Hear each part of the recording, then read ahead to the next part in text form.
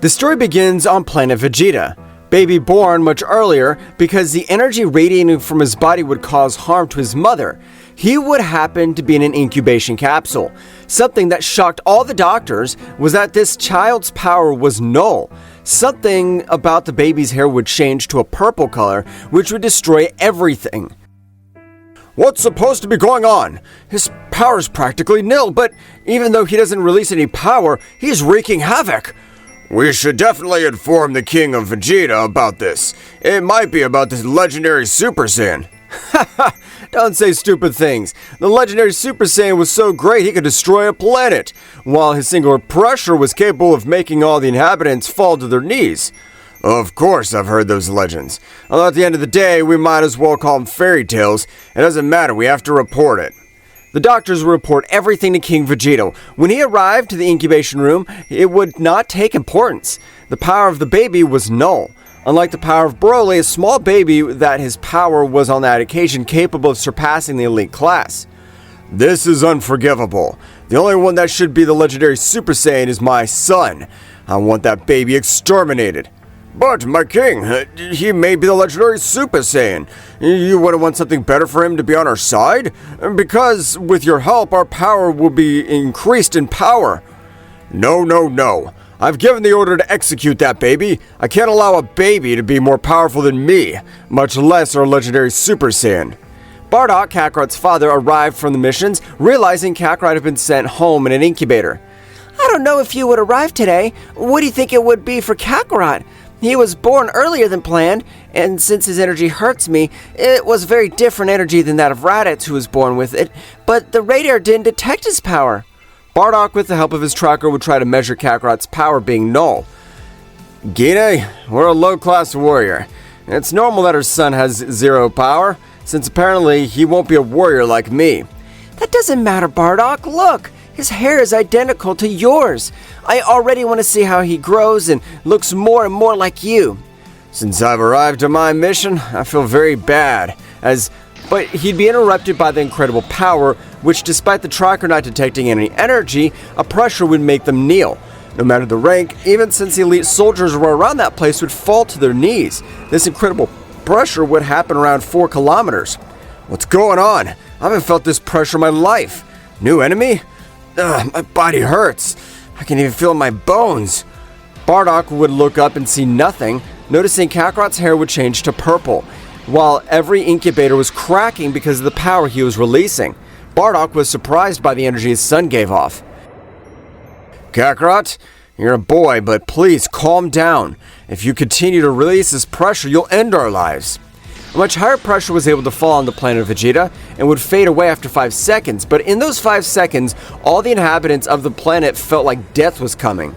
Kakarot's hair would return to normal, and the pressure would stop. Bardock, in a little pain, would stand, and the inhabitants who were not warrior class would be out of combat. Wow, I can't believe my son can release that pressure. Why is he able to keep this power at 0, though? It's a new power that even for our trackers is untraceable? I don't understand what's happening. On the planet far away from the Universe 7, the energy of a baby Kakarot was perceived by Whis. The energy of the god of destruction BEERUS, and his energy was released, not being able to be felt by any mortal who could understand the divine energy. Only beings understanding this energy could feel the power of Kakarot being released. Well, this event is 1 in a million, a Saiyan born with divine energy. Since it is the 18 universes who created the 3 warriors able to be born with divine energy, without saying the feats have been able to be achieved, this Saiyan baby has that of a 4th warrior. Whis would start walking over the planet of God BEERUS, without warning, realizing that God was resting on the planet of Vegeta with the Saiyans. Arriving a few minutes, specifically at Kakarot's house, the power of the god of destruction was seen. Bardock would notice the pressure of Whis, because he would help Gine lie down in the room to rest, recovering from the pressure that Kakarot had released. I feel proud, but at the same time confused. I don't understand Kakarot being born with that power. He was the savior of the entire race, his power would be on another level. Bardock, returning to the incubator, would observe Whis, who was watching Kakarot. I don't know who the hell you are, but you better stay away from my son's incubator if you don't want to get hurt. Whis, without paying the slightest attention, would continue to observe Kakarot. Bardock, angry, this time would throw caution to the wind and against Whis. But the outcome was obvious, since Whis, without taking his eyes off Kakarot, would stop Bardock's blow with his fingers because he would return to observe. I have no plans to do anything with this baby. I just want to observe him and understand how he could be born with the energy beyond the gods of destruction. Bardock would be surprised, not by the fact that Whis stopped his blow, but by what he said. What'd you say? What do you mean by the energy of the god of destruction? I introduce myself. I'm Whis, the angel of the god BEERUS. I'm sure you've seen us around planet Vegeta on multiple occasions, since we do come recurrently. Bardock would remember BEERUS giving him reverence each time the purple-skinned guy would appear in front of him on the planet, as he was able to humiliate King Vegeta completely. But if you're the warriors who are capable of bending Frieza... The power of Frieza is a child. It's trying to be compared to an adult to a baby. Although Frieza does have great power, it doesn't compare with a baby who already has divine energy. The difference in their powers is incomparable. And does that mean Kakarot's now already more powerful than Frieza? Correct, but in the same way, although his power is much more powerful than that of Frieza's, Frieza is able to annihilate him with some difficulty. He has experience on the battlefield. Kakarot can't protect himself. Sure, I understand. I apologize for hitting you. I thought you wanted to do something bad to my son. I plan to send him to planet Earth since that Frieza wants to destroy our planet. It surprises me how your senses are sharper than the other Saiyans. I, being a divine being, affirm that you, to Frieza, would destroy this planet in the next 2 days. What you will do with your wife and son will come with me. I can make sure that they will be more powerful, and I'm the only one in the universe for Kakarot to be able to master that energy. I appreciate it, and of course, we'll be eternally grateful. Don't worry, I'm sure Kakarot will be a great opponent for Mr. BEERUS, so much so that I'm sure he will even be able to defeat him. Whis with his staff would make him, Gine, get a full recovery, and he was in shock. Bardock, what's going on? Who is he? Gine, I don't want you to be scared. We'll leave with him. Apparently Frieza's planning to destroy our planet, and Kakarot's been able to be born with the energy of the gods of destruction. He's going to be our teacher of our son. What? I don't understand all this. I hadn't the slightest idea that the gods, much less Kakarot, would be born with the energy beyond the gods. For that reason, Kakarot's power is to destroy everything inside her, since a mortal is not carrying this capable of being a powerful warrior like Kakarot is. I appreciate you. At this moment, we're gonna leave with you. King Vegeta's palace would be immediately sending an order to eradicate the Saiyan Broly, because the incredible pressure would be felt all over the planet Vegeta, making him bend. I can't allow a simple baby to do more powerful than me. I can't allow this. I want them to end his life. Only my dear Vegeta could be the legendary Super Saiyan. I won't allow anyone to take his place. Multiple warriors after the Paragus would be on Broly, but Paragus, with the help of his ship, would be able to leave the planet with the intention of saving his son. You will be able to throw us as if you're simple garbage, and I swear I won't forget about that damn King Vegeta. I want your head on my throne. On the planet BEERUS, everyone arrived, and on this occasion, Whis, with his power, was able to create a resistant incubator, because the incubator wasn't able to contain the energy of the God of Destruction, and thanks to this, it didn't matter if Kakarot released his power to the Ultra Ego. He couldn't crack it, much less wreak havoc all over the place.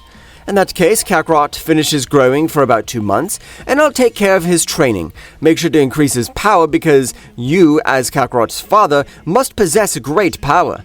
I appreciate that, and of course I'll do my best. I have to become more powerful, and I know I can do it. In that case, it'd be better to start right now, since we will have the power beyond the god, or what I could try, since it is that the Saiyans know no limits. I want to check that. For me, it'd be a pleasure to be your experiment. I am able to become more powerful and protect my family, so whatever you want. Whis, with his staff, would drop a slight pressure, being similar to Frieza's max power. Bardock would fall to the ground on his knees, but despite this, he would resist. Kakarot's incredible pressure was able to crush him completely. If I compare this pressure to Kakarot's, it's nothing. I have to be able to stay normal under this pressure. Bardock, with his will and every last drop of his energy could stand, his legs were shaking. Whis would stop releasing all the pressure, and Bardock would fall to the ground, while a little blood was coming out of his mouth. Don't worry, that pressure I am able to exert with my staff is even able to heal each of your bones. At the end of it, you should not be afraid of dying, but that you would be in your training, you will feel like your body is destroyed. Does it interest me? I'm sure my body's capable of withstanding this and much more, since even you have said we Saiyans don't have limits. Something surprising felt over the planet. A great power would be able to be felt, and even an incubator that Whis had created started to crack. Kakarot would open his eyes a little, and because of this, a bigger power would be released over the planet of BEERUS, as his incubator would be destroyed. This is amazing! He keeps unleashing all that power, he could interrupt Mr. BEERUS' sleep, and I'm sure that would piss him off enough to even exterminate everyone present. Whis, with the help of his staff, would create a powerful barrier, which would contain the power of the god 40% of his power. The power of Kakarot was great, and he hadn't been able to cause any scratches to said barrier. I am surprised at the power your son's showing. I'm sure that he'd be able to surpass 3 subjects born beyond the power of the gods. What are the other warriors like Kakarot? Or are they able to help him? The only thing I can tell you is that the feats they have achieved are feats that won't be broken unless the power of Kakarot surpasses them. Whis would watch as Kakarot would calm down while the barrier would act as a new incubator.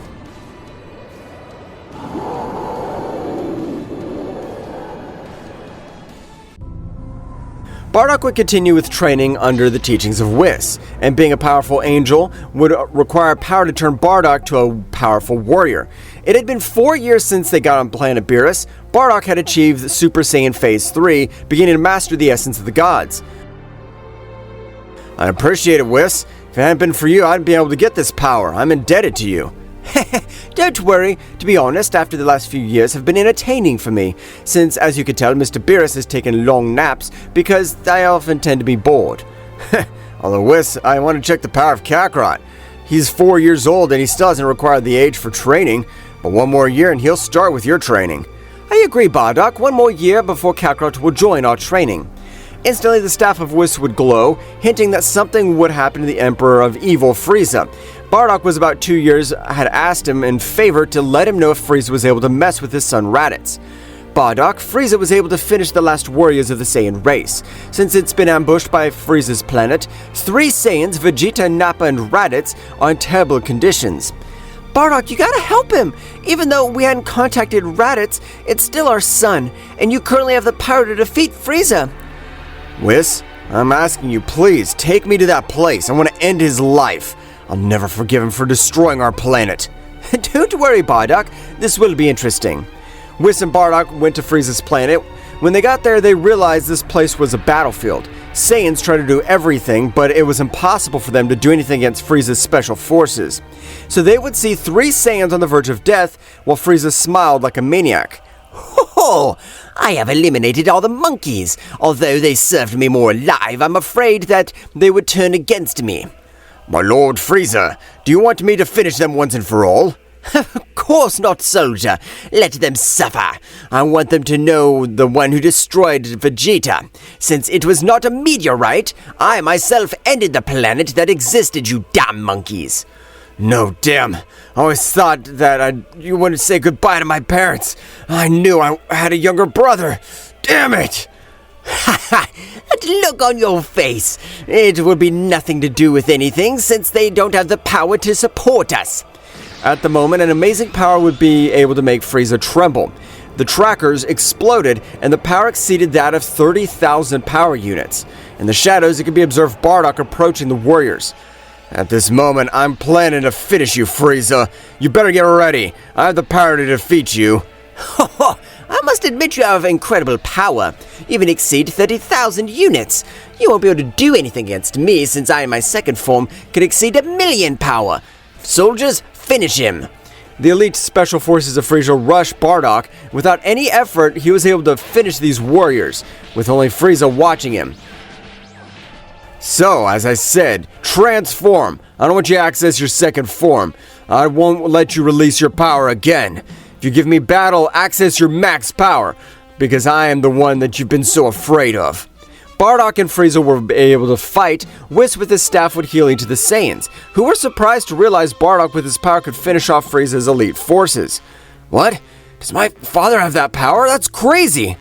I agree with you, Raditz. Bardock was always considered a low-class soldier. I don't even know how he could get such power. Nappa observed everything while it happened, and at the moment, chill would run through his body. Frieza on this occasion began to access his last transformation. With things trembling, a great light, Frieza would be observed in his last form. I hope you're ready to die, monkey. You screwed up my show. I want these good-for-nothing monkeys to see that you will entertain me a little. I'm the one who will agonize someone else. I'll humiliate you in the worst way. Frieza, irritated by the arrogance of the Saiyan, with great speed headed towards him. Bardock, despite seeing every one of his movements, would not move from the place, so an incredible blow hit Bardock's entire face, generating great destruction. The dust and smoke dissipated, and it would be seen how Frieza's fist wouldn't be able to move Bardock. What happened? Is that power of the so-called Emperor of Evils this that you're displaying? Let me show you some real power. Frieza would instantly make a chill run through his body, but before he could react, Bardock's fist embedded in his stomach, destroying everything around him because the power of that fist, Frieza was sent to the dust. Would try to stand up, but that blow of damage was caused that was incomparable. The Emperor of Evil would spit large amounts of blood. I can't believe what I'm seeing. If I'm not able to see this with my own eyes, I wouldn't assimilate it. We joined the forces that couldn't do anything against Frieza Elite. Father, you always had that power? I really can't be considered low class since you're above the elite soldiers. What's wrong, Frieza? I tried to restrain myself so I could see the power of the Super Saiyan that you were afraid of. Bardock, clenching his fist, would raise his power in a great way. The planet shook, and all of Bardock's hair would turn golden color, making everyone present surprised by the incredible power that was released. This is the legendary Super Saiyan that you are afraid of. Right now, I'll show you the power of the legend that you were afraid of. Bardock, with a quick movement, would make his fist into Frieza's chest. Holding his heart, Frieza would spit blood and would only see the Saiyan's gaze. Please spare my life. I promise I'll leave and never see me again. Bardock would take his hand out of his chest while Frieza would fall to the ground bleeding out. Frieza would call for help while Bardock would turn. I want you to give me a show. I want to see how you hold on to life. Frieza would remember those same words he said to the three Saiyans. Raditz had too many questions because he thought his father had died. Father, how can you have all this power? I never thought you would have this hidden power. Train us, please. I want to become more powerful. No, I can't train you until you're able to cleanse and purify that evil that exists in your hearts. So long as there's evil, I don't want anything to do with it. You must improve and not stay conquering planets. Bardock, without waiting for his answer, would leave to the planet of Whis and BEERUS, in which Bardock would continue his training, accessing new levels. Wow, Bardock, I'm surprised in the last year you could get to Super Saiyan 4. Although you didn't master the divine energy, this mortal power is incredible. I would dare to tell him that the max power you could get would be able to make Lord BEERUS use 11% of his. Wow, definitely the power of BEERUS is on another level. I know one day I'll be able to get closer to that power. But Whis, it's time to start training Kakarot, since he possesses the proper understanding. It's what I've been longing for, so we'll start this instant. Gine would take Kakarot along with Bardock and Whis. My little one, from today you will start with your training, and together with your father and this angel, I hope that you can do the best yourself so that you can become more powerful. Of course, Mother. I've always longed to train with Dad and Whis. Together, I'm going to be a powerful Saiyan. In that case, we'll start with understanding the divine energy. Since it's a vein that will start with mortal energy, his mortal energy will be almost nil. Goku, despite being a child, would begin to meditate and feel his energy veins with his colossal power. The divine energy was hundreds of times higher than the mortal one, and the balance of the mortal energy and divine energy would destroy it completely. I'm surprised by his ability to meditate. Being only 5 years old, he's able to understand that I wanted to teach him. He will be a great warrior. I don't know why, but my body's burning with enthusiasm. I want to see his limit. Although I doubt I have a limit, because an ordinary Saiyan has none, I don't want to imagine the power Kakarot's able to reach. With his level of learning, I'm sure that in a year he'll be able to surpass his power in a much shorter time. Kakarot, despite being a child, would continue meditating for 3 weeks, and his energy veins as well as the flow of the Ultra Ego would combine with his body. Kakarot would open his eyes and an amazing pressure would release on the planet, while Kakarot's hair and eyes would turn red. Wow, what is that transformation? I'm not able to feel the power in the slightest. This means Kakarot's able to completely have the essence of a god. Wow, I'm surprised you could master the essence of a god in less than a month, although it was to be expected since you are born with that power. I feel my body's extremely light. Whis, Dad, I never knew this training in the battlefield. I've always wanted to train. Let me have a friendly battle with you, Dad. No, definitely not. You've been training for 1 month. If you face your dad, who's been training for 5 years, it'd be madness. In fact, I don't see it as a bad idea. Saiyans become more powerful thanks to battles, and facing your father, I know you won't attack him with the intention of ending his life. It's perfect training. If he's saying that, of course we'll train my son. Heh, thanks, Dad. I promise I'll try my best and not let you down. Don't worry. Since the day of your birth, I'm completely proud of you. Don't worry. Show me everything you got. Whis would create a barrier around the BEERUS castle, and the fight wouldn't be able to wake him up. So the warriors started walking. I'll only use my base state. I doubt Kakarot's power's risen in a great way that short. Kakarot, without warning, would appear a few centimeters from his father's face, trying to connect a blow. Bardock would dodge this with enormous difficulty because Kakarot's speed was amazing. Bardock would try to take distance, but Kakarot already was on the side of Bardock. Because of this, both warriors exchanged hundreds of blows all over the place. But Bardock was beginning to be overcome by Kakarot's power.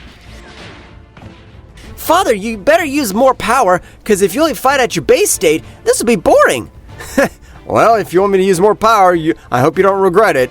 I plan on not holding back. This is the power of the Super Saiyan. Bardock would access Super Saiyan, pouncing against Kakarot. Kakarot, moving his neck to the side, could dodge his father's blow, connecting an incredible knee on his stomach, and due to the speed of Bardock approaching, vomited too much blood over the battlefield. Everyone was surprised. Wow, Kakarot's training is amazing. He's been able to push Bardock in check. I don't imagine that he trained 5 years. The energies are incomparable. That hurt! But what can you do now? Bardock, being a few centimeters away, would throw thousands of blows. Kakarot would see these movements. Noticed by Bardock, with a big smile, would release more power, making the planet of BEERUS shake, since Bardock was expelling great power.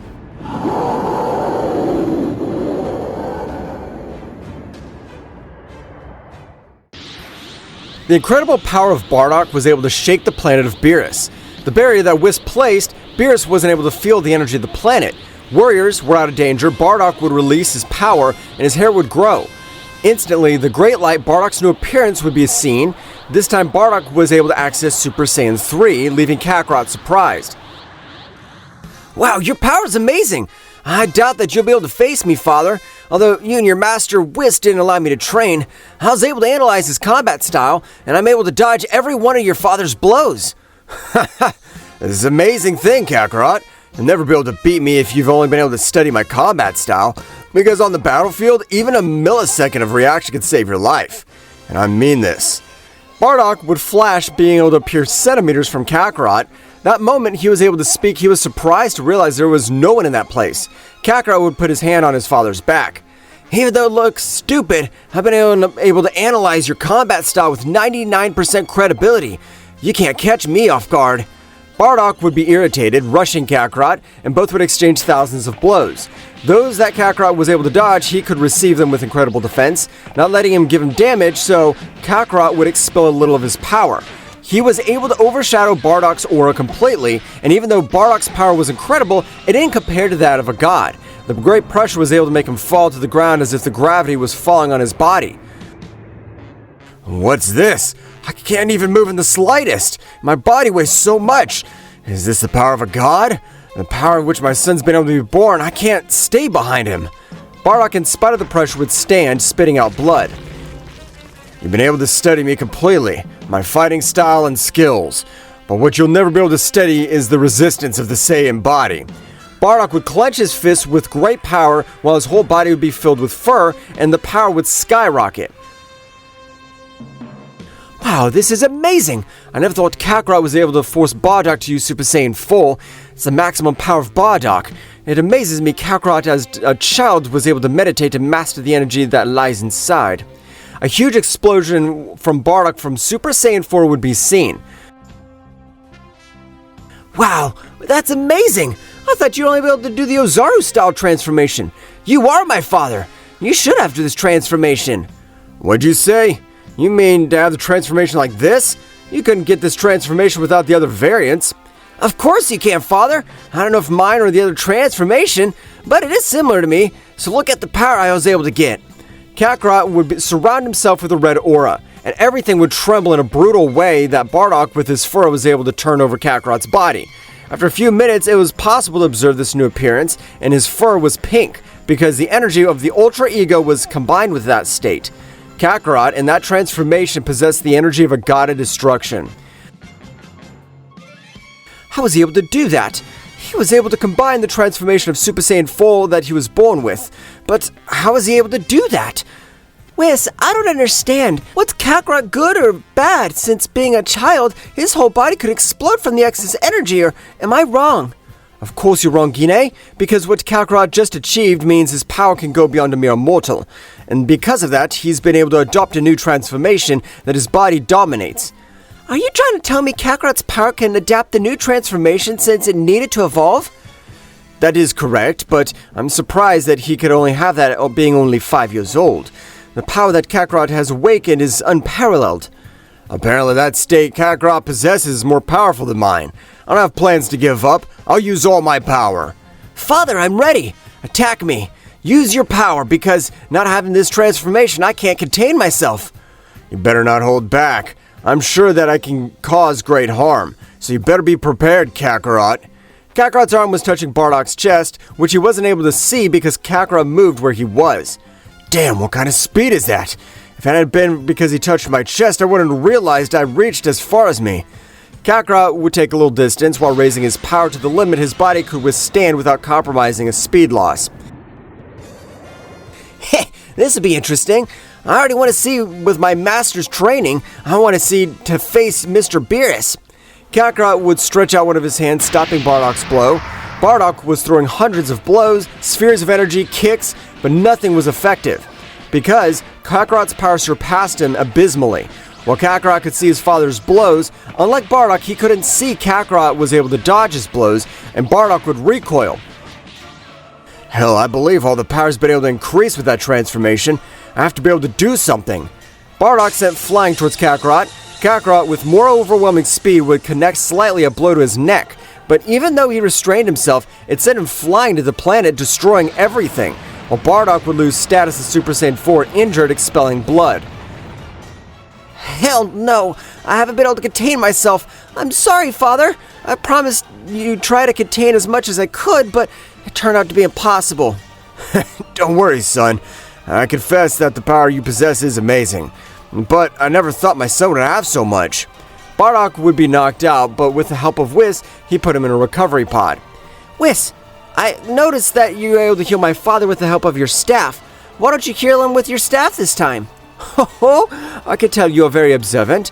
In this capsule, you'll be able to inject a little divine energy, and due to the wounds your father has, this divine water will be able to penetrate his being. Oh, okay. That means that he's able to recover and able to assimilate the divine energy. You are very intelligent. But despite your young age, I can see that you, like Kakarot, are good at training and guidance, will be able to overcome Mr. BEERUS. Heh, I appreciate it. I'm sure I can excel all your expectations. I won't let anyone be more powerful than me. I'll make sure of it. I don't doubt that, since you being here are the two most powerful energies of this vast universe. That's right, in this universe, millions of years ago, they were afraid of the Saiyan gods because the power seemed to have no limits. Because of this, their divine energy was sealed. All the Saiyans remained mortals with great powers, but Kakarot, being a baby, had been born to the power that belonged to those Saiyan gods. Many of them were born with Ultra Ego or Instinct. Whis, when can we start training? I want to be more powerful, and I know I could do it. You train with patience first, because if you continue with that instinct, we'll start training when you're 7. Kakarot would keep silent in his base state. On Earth, having not arrived Kakarot, Piccolo Daimaku would arrive as the new ruler, wiping out the entire human race almost completely until 3 ships arrived. Well, so this is Earth. We must cleanse the evil from our hearts. I, the Prince of the Saiyans, know because thanks to becoming more powerful, we'll be on par with Bardock. I agree with you, Prince Vegeta. Well, I promise I'll cleanse my heart of evil that lies in, because I want to become more powerful. but I keep thinking that my father's able to survive the explosion of Vegeta. This is amazing. But the trio of warriors would be interrupted by the Emperor of the planet Earth. Now, I don't know who the hell you guys are, but you better do as I command, otherwise I'll finish you off in one fell swoop. Huh, how pathetic. You being of another race superior to Earthlings doesn't mean you're superior to us. At this moment, we're gonna end you so that planet Earth continues to thrive. Piccolo wasn't able to say anything. Vegeta's fist would pierce him, causing blood to spread over the place. Ha! I thought you were more powerful of a warrior. You're just a worm. Vegeta would open his hand, making Piccolo explode into hundreds of pieces, and the planet Earth was starting to rebuild everything that Piccolo destroyed. On the planet of BEERUS, Kakarot would be training with Whis, while Bardock was meditating in order to control the divine energy. I must control the divine energy. In this method, I can become more powerful. Kakarot, despite possessing the power of the Ultra Ego to travel through his body, he didn't have enough power against Whis. Throughout the multiverse, certain warriors were watching the advance of Kakarot. The power of that child's incredible. He's able to compare himself to the Supreme God at his max power. Currently, only BEERUS, the former leader of the Supreme Gods, will be able to keep him aside, as his power grows measurably. I agree with you, although we must take account that he's a child being born with the power of a god, which is something incredible that has happened in the kingdom of Zeno-sama, since this multiverse doesn't have a required level. A guy with horns on a throne said nothing. Going back to Kakarot's training, one, despite using all the techniques, wasn't able to give a blow to Whis. Enough! Kakarot, you will train in an ultimate dimension on the sacred staff. You'll merge completely with the Ultra Ego, and when you're able to use your power, you'll grow incredibly. In that case, I'm leaving for that dimension, Whis. Father, when I return, I want to have a confrontation again, as I feel your power has increased greatly. When you come back, I'll master the essence of a god, and this time I'll be able to measure myself to you.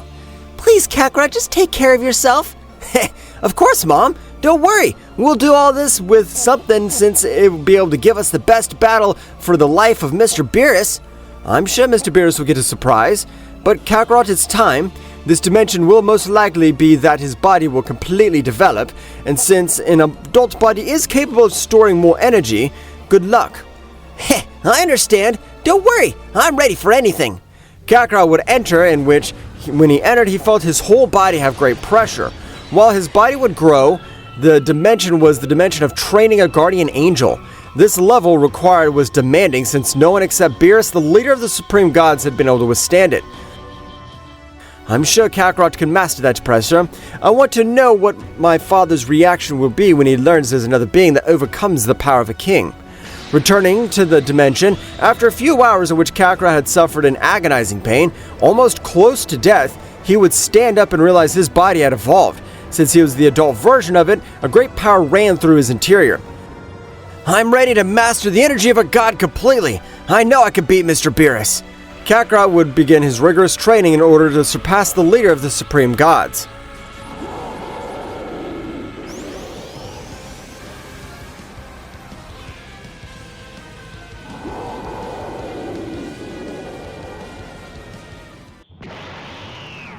Kakarot in this dimension would begin rigorous training. Though no one was watching, he was always on the verge of death. The Saiyans were able to become more powerful after great wounds on the battlefield. Kakarot knew this, so he would get more power to train as well as generate great damage, simulating real battles. I gotta be able to master all my power. I don't need any ordinary Super Saiyan transformations. Whis recommended to me to be able to master them. I don't know why, but I will.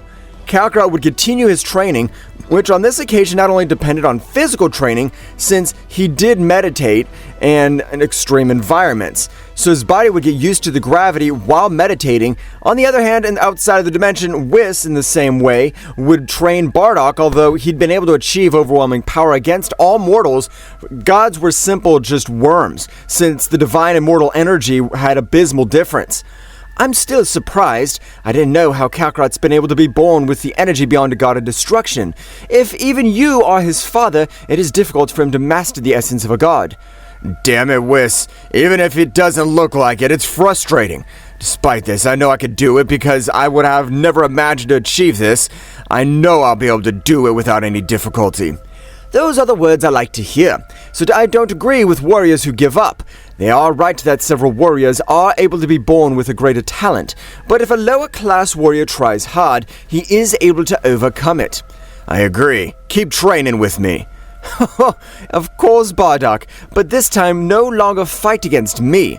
Even if I decrease my power to the lowest, it won't be a match. I have decided that this warrior will be his opponent. A great light of his staff and whisk when an ordinary warrior would appear in front of all. Ha! Don't make me laugh. This guy's a human. I'm sure he doesn't even have a divine energy. I could knock him out in one swoop. Bardock, if you don't underestimate him, I'm sure he'll surprise you because he is a human, but the power he's able to get made him the king of all humans in an alternate line. Bardock, surprised, would try to clarify this part. Nice to see him again, Zeno-sama, after so long. Apparently he wants me to face this warrior, and he's got great power, but he won't be able to do anything against me. The power differences aren't equal. Bardock, a little annoyed, would pounce on this guy, and his fist would be stopped by a single finger. I hadn't finished talking. It's rude.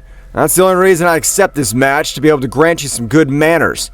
Ho ho ho! So we'll witness a battle between the human Etrion and the Saiyan Bardock, the humans who are able to take over the divine energy and the most powerful Saiyan of all mortals. What? How's it possible a human's able to get this divine energy? I can't believe it. His pressure isn't even threatening. Bardock instantly would watch as everything would change, and the power of this warrior, the moment Etrion had released a little of his pressure, was able to form a silhouette of death releasing back to the warrior. I hope you're ready. If you try to hit me, you'll have great power to back you up. Bardock, feeling the pressure of the warrior, fell on his body. He'd quickly access Super Saiyan 3 maximum power, generating devastations around the place. I'm not interested in getting you to master the energy of a god. I'm a Saiyan. I have no plans to lose, so get ready, worm. Etrion, without a word, would displace his aura in the form of shadows. Being able to hit him millions of times, Bardock, although he had his best effort to try to get away from the blows of his enemy, wasn't able to see anything. Bardock would be sent flying, causing a slight explosion. I don't get why warriors as weak as you always try to raise your power to limit and generate explosions. That only decreases the energy reserves. Just as I supposed, the difference in powers is amazing. No matter what Bardock tries, Etrium's power surpasses him tens of times. Bardock would stand with blood going out of his body. Even though Bardock didn't have divine energy, his body was resistant in the universe simply because he was of a warrior race. But the exchange of blows, Bardock disappointed himself. He wasn't able to connect any of his blows, and Etrium seemed to be playing with him. Behind you! Aren't you able to see my movements?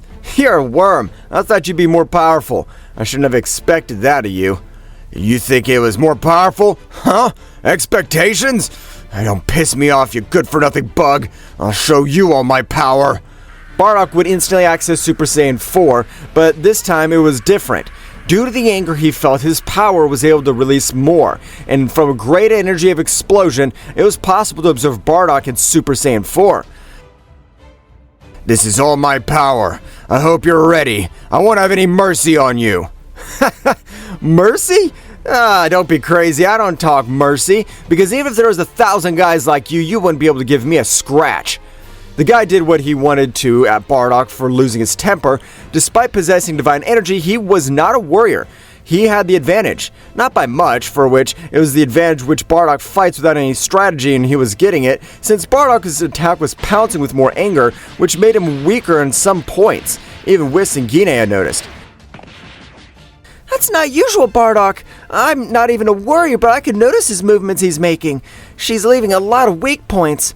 You are correct, Miss Gine. Although I'm surprised you're able to notice these points. Etrium is only cornering him psychologically. In the difference of powers, though, the divine immortal energy differs brutally. Etrium's not a warrior, and is not able to store so much energy. Kakarot's dimension, 6 months passed, and Kakarot was able to master various Super Saiyans. Although they weren't transformations that interested him, he was able to unlock a new level. Since accessing the Ultra Ego, the state with which he was able to be born, his body was much greater power was able to travel. What's this feeling? I feel like a great power is inside me, but I'm only able to control it completely. Could it be the fruit of my training? I don't know, since I only focused on mastering the transformations of a Super Saiyan. Kakarot would try to access the new latent power inside him. It was impossible since he didn't have the proper training to access it. Apparently with that power, I've got to be more powerful. Of course I could do it, but I'm still confused. Where'd all that power come from? Kakarot, without giving it too much importance, would begin to train physically as mentally. What Kakarot didn't know was that power was the variance of the Ultra Ego, and for that reason, Whis gave him a task of mastering the variance of the Super Saiyan, so when his body could adapt. Returning to the battlefield, Bardock began to receive a beating, since this time his power decreased, and due to this, Etrian was able to change his combat already for what was happening to defend his counterattack. Etrian was holding Bardock by the hair, nailing him in the base of the planet. Well, apparently it's been the end of a fight, since Bardock seems to have mastered his emotions in a better way. Whis was about to end the combat. A large sphere of energy was directed towards Bardock. Whis was about to interfere with his staff. He would stop, feeling a great energy from the crater, while Guinea would scream, Whis, why would you help Bardock? It's not a workout. That energy sphere would end his life. Whis. Guinea, in all this time I have held great affection for you. Don't worry, as I won't allow Mr. Bardock to die, but observe. From the crater, a great light would observe all over the place. Incredible energy was seen. Guinea was surprised as she would notice Bardock's appearance had changed. His hair silver, and his gaze was able to be the most powerful warriors of Universe 7 tremble, not counting BEERUS. I don't know what power runs through my body, but I'm sure with this new power I could defeat you, and I must thank you, because with you I access this new level. I don't say stupid things. It's correct the divine energy is currently lying in your body, but you can't master it, since you only let yourself be carried away by emotions. But something changed in Bardock. The words that Etrian said to him would be nothing. Bardock would flash and was able to connect a simple blow in the stomach. And though it looked ordinary, it wasn't. The damage he created was serious. Etrian, despite making every effort to stand up, was impossible, and the ground around him was muddied with blood. No, damn it! How could he cause me so much damage with one punch? This can't be true. I'm a human who mastered the essence of a god. Etrian would get back on his feet while staring intently at Bardock with great anger, would pounce on him. But Bardock would access Ultra Instinct and was able to dodge each one of his blows, while Bardock would connect a few blows, generating great damage. Well, I didn't expect this. Bardock hasn't been able to master the essence of a god, but since he was able to access the Ultra Instinct, definitely this family loves to skip the process, since even Kakarot was born with the power of a god. What's happened to Bardock? How are you able to get that new power? And how is he able to master it? Since I understand that it is divine power. Really, I don't have the answer, because it's not able to concentrate all his emotions and channel his power. Accessing this state is impossible. No, I don't plan to lose. This attack, I'll use all my power. Etrian would begin to channel his power in the palm of his hand, while great rumbles were generated. Don't you think that it was pathetic that warriors generate devastation? This time, you're the pathetic one you just talked about. I won't let you get away with it. On this planet, it'll be your grave. A great attack from Etrian began to attack Bardock. Without flinching, charge a small sphere of energy, but at the moment of collision, both attacks would be evenly matched. Everything was a farce because Bardock at that moment would smile. I hope you didn't think that was all my power. Bardock would expel more power, destroying Etrian's attack, but before he was reached, it would give way to an attack, being able to evaporate all over the place. A big explosion was formed all over the planet of BEERUS. I'm surprised that the power that Bardock has achieved, but that attack you tried to end the life of your opponent. The only thing I've done is return the favor, since he's trying to end my life. The two were chatting. Whis would start to sound. That's right, Kakarot's training had come to an end, being able to leave that dimension, being able to feel extreme power. Well, I thought it would take longer, but apparently they are all both prodigies. This will be interesting for when Mr. BEERUS wakes up.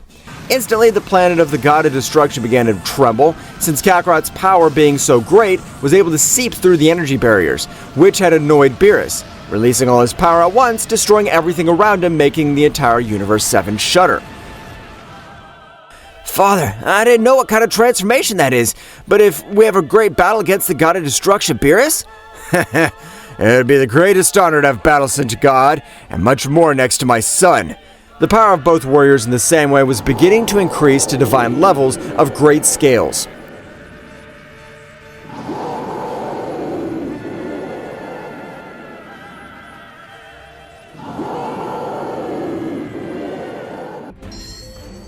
An incredible power of the most powerful god of the 12 gods would become present in Universe 7. Although Bardock along with Kakarot released their power, the pressure released by BEERUS was madness. Whis would take the alternative by creating a great barrier in Universe 7, and that battle that was about to occur was apocalyptic. Well, on a very few occasions I could see Mr. BEERUS upset. This is because he wanted to feel Kakarot's energy. In the entire course of the Battle of Bardock, BEERUS has not woken up. I don't care who you are, but at this moment I'm going to finish each and every one of you. You've interrupted my sleep. Now, die! BEERUS had a flashing speed, which even for Kakarot and Bardock was able to observe. BEERUS couldn't connect a blow to each of them. Bardock's body, despite moving on its own accord, had not been able to dodge the blow and was flying with great power over the planet. Without ending the attack, BEERUS would throw hundreds of spheres against them, who would not have enough time to recover. Thousands of attacks began to head towards them. No, damn it! Galactic Atomizer! A great attack would be thrown, being able to repel most of the spheres. Kakarot instantly from BEERUS' blind spot would try to connect a blow. BEERUS, with incredible dexterity, would dodge, holding him by the neck, dragging him over the planet and destroying everything. Bardock, seeing this, would likewise pounce against BEERUS, but it was useless. Bardock, despite using his speed, wasn't able to reach, and BEERUS would stop instantly, holding Bardock by the neck. I don't know what the two Saiyans are supposed to do on my planet, but the power they have is crap. They aren't able to entertain me. In this case, will end their lives being able to calm me down just a little. BEERUS with one blow sent them flying, carrying a large sphere of destruction. I can't believe you have this power. It's not matter what kind of power you have, you won't be able to end our life so easy. If you want to take our life, you're going to have to be more powerful, since we're the most powerful race of the universe. Bardock, with Kakarot in the same way, would channel a great power in the palm of their hands. Instantly, both sides launched their respective attacks, colliding with a very even way. But the destruction that was generated was of another level. That's amazing! The true power of the god BEERUS! Of course not, Guinea, you're mistaken. Mr. BEERUS hasn't even used 100% of his power. This is only a part of it. Meanwhile, in universes far away, a trio of warriors were born with the same abilities as Kakarot and would observe the battle. And I expect this, BEERUS, the former leader of the Holy Gods, still retains incredible destructive power. I thought he was able to be relieved by his position. His powers decreased, but contrary, it seems to increase. That's because BEERUS, like us, has been born with the power of the gods, and despite this, he was able to train his power, because as the leader of the Holy Gods, his power should be the order. Even his power is on par with Daishinken. At that moment, the warrior who was sitting on his throne would stand. Doing so, everything around him froze. That pressure was released over the place, incomparable. Neen's right. She's also wrong about something. Because even though we are born with the power beyond of God as destruction, there are hierarchies among us, and I want to prove that. The current leader of the sacred gods, that is me, against that damn cat. Everything around him was shaking, being able to cause destruction. In this part, return to the battlefield, both attacks would explode. Between the smoke screen, BEERUS would hit the Saiyans, causing them to fall. You call yourself a warrior race? You're flies compared to the power of a god. You're not worthy to call yourself warriors. No, damn. I can't believe the power of BEERUS is capable of this. I thought that with the power of a god I could cope with it. I was mistaken. You really possess overwhelming power. I didn't want to use this transformation, and I doubted your true power. I wanted to use it against Whis, but you leave me no choice. What, you underestimated me? Ha! Make me laugh. You try to use all your power reserved, you can't do nothing. No, Kakarot, it's better not to ask for help. Since we don't have the power to face him, it'll go a long way to be at his level. Kakarot, without paying attention, would clench his fists, and around him everything would tremble. The power was reaching incredible for Whis. That power would surpass several angels, only being below Daishinken and Whis being the holy angels. Kakarot's hair would glow and grow, and an incredible pressure would fall on BEERUS' entire body. Kakarot, with a great roar and explosion, would access a new state. This is the new power I've been able to get with my training. I hope you're ready, BEERUS, since you can't force me to use everything. This is gonna get funny. I must confess, you have incredible power. No matter how much you increase it, you can't beat me. We'll only know that if we start fighting. Kakarot, surpassing the speed of light, lashed out on BEERUS, granting him great blows. BEERUS, with difficulty, would try to stop him with his forearm, but with the power, BEERUS' arm was destroyed. Kakarot would quickly knock him to the ground, and BEERUS, with his dexterity, would dodge, and with his other arm lashing out, Kakarot was able to block, but his power was so great, he sent it towards a few mountains, destroying the terrain. A single blow from that guy could break my arm. His power with that transformation's on another level. Well, well, Lord BEERUS, after millions of years, used his definitive state again, or better known as the leader of the holy gods. BEERUS would increase his power, generating destruction through the planet, and Universe 7 were shaking with that power expelled. BEERUS would observe a new form of combat, leaving them surprised. Wow, so you're hiding your true power. Huh, because you know I'll use all my energy. I can't believe that power is able to free BEERUS, but even with that power, my son's calm. I gotta help him. Bardock positioned himself to Kakarot's side with a great determination. I appreciate your help, since we have started this battle together, and together we'll finish it. Let's do our best, Father, and become more powerful. Of course, Kakarot, we're the most powerful Saiyans of the cosmos. We'll overcome the power of a god of destruction. I'm surprised you can force me to use my ultimate state. I hope you're ready. This transformation I'm not able to control with my power. BEERUS, with incredible speed, would knock Kakarot both at a great speed and exchange millions of blows. Bardock tried to follow, but it was impossible, since he could only see a few flashes on the battlefield. Damn it, I don't have the power to help my son. The only thing I could do is give him all my power. Bardock would stretch out his hands, transmitting his power to the Ultra Instinct to him. The battle of both warriors through Universe 7, Kakarot would oversight BEERUS and would see one of his legs dragging him over the planet, destroying everything, and without wasting time would rise to the top of the planet. Receive this power! I know you won't die because you have incredible power! Kakarot would be able to gather large amounts of energy in his palms, being able to throw it against BEERUS. Realizing that his attack was about to collide with him, he would raise his power to the max, and his incredible aura was able to disintegrate that attack. Ugh, that hurt too much. I gotta retain my ultimate state, since previously I was able to disintegrate attacks, surprising me. But now that damage on my body, his technique is incredible. BEERUS vomited blood, but quickly got on his feet. The holy gods were watching everything that happened. I didn't expect that. I thought BEERUS lost his final state, but apparently he's able to access that state through transformation. I don't want to fight him. I want to return to the humiliations of the past. My lord, I completely trust your powers, but don't you think it's a bad idea to go against BEERUS? Even in the sacred scrolls, BEERUS is praised as a deity of great power. It'd be better to leave everything that is till now. Although it is hard for me to admit, I agree with Yasuke. We trust in his power, but really the feats of BEERUS are amazing. He was able to train us, and although the three of us fought together, we weren't able to beat him. Yaibo, annoyed, would expel great power, being able to completely bend them. That's right, despite his companions, Yaibo's power was growing unbridled. I don't want that damn good-for-nothing cat again. Even though he has great power, he's not invincible, and I'm going in for millions of years. I'm sure I can beat him. Yaibo clenched his fists so tight drops of blood would be able to collect out of them. Oh, I swear I'll end the life of BEERUS. I've got to be able to collect everything he was able to do to me and hold his head as a trophy. Returned to the battlefield, the warriors in terrible conditions were despite falling to the ground and got back to their feet. I have no plans to lose. Even my father entrusted me with his power. I can't disappoint him. I'll be the most powerful Saiyan of the 12 universes. I can't believe his ancient leader of the holy gods is deplorable conditions. The power of that Saiyan is dangerous.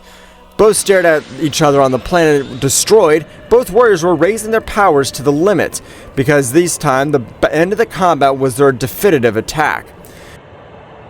I hope you're ready. I'll use all my power, and this technique was the Dragon Destroyer of the great BEERUS. It doesn't matter what it is, I'll support my parents and support them to become more powerful. Get my blow, Dragon God! Instantly, the attacks were launched, but the techniques were similar. The instant technique of collides would everything around them destroy, because the condensed energy in each was of a higher level. Oh, this is bad. If the techniques collide more than 2 minutes, it'll generate an explosion so powerful it'll destroy everything. Whis, you better stop them, because in this case, if they explode, like you said, Universe 7 would be destroyed. Oh, don't worry, Bardock. If that would happen again, the other angels would be able to master Mr. BEERUS, but me being a sacred angel, I have nothing to worry about. At that moment, the technique of both warriors would explode, starting to destroy everything in their path. However, the black hole would form from the staff of Whis, being able to absorb both techniques without difficulty. With the power I have, it's impossible for both of them to destroy the universe, since I am still here to protect it. But from above, both warriors would begin to fall towards BEERUS Planet, colliding, destroying the base of it. Apparently they've reached their limits, but that's just the beginning, because it is incredible that Kakarot would train for no more than 2 years, coping with BEERUS, who was able to train for millions.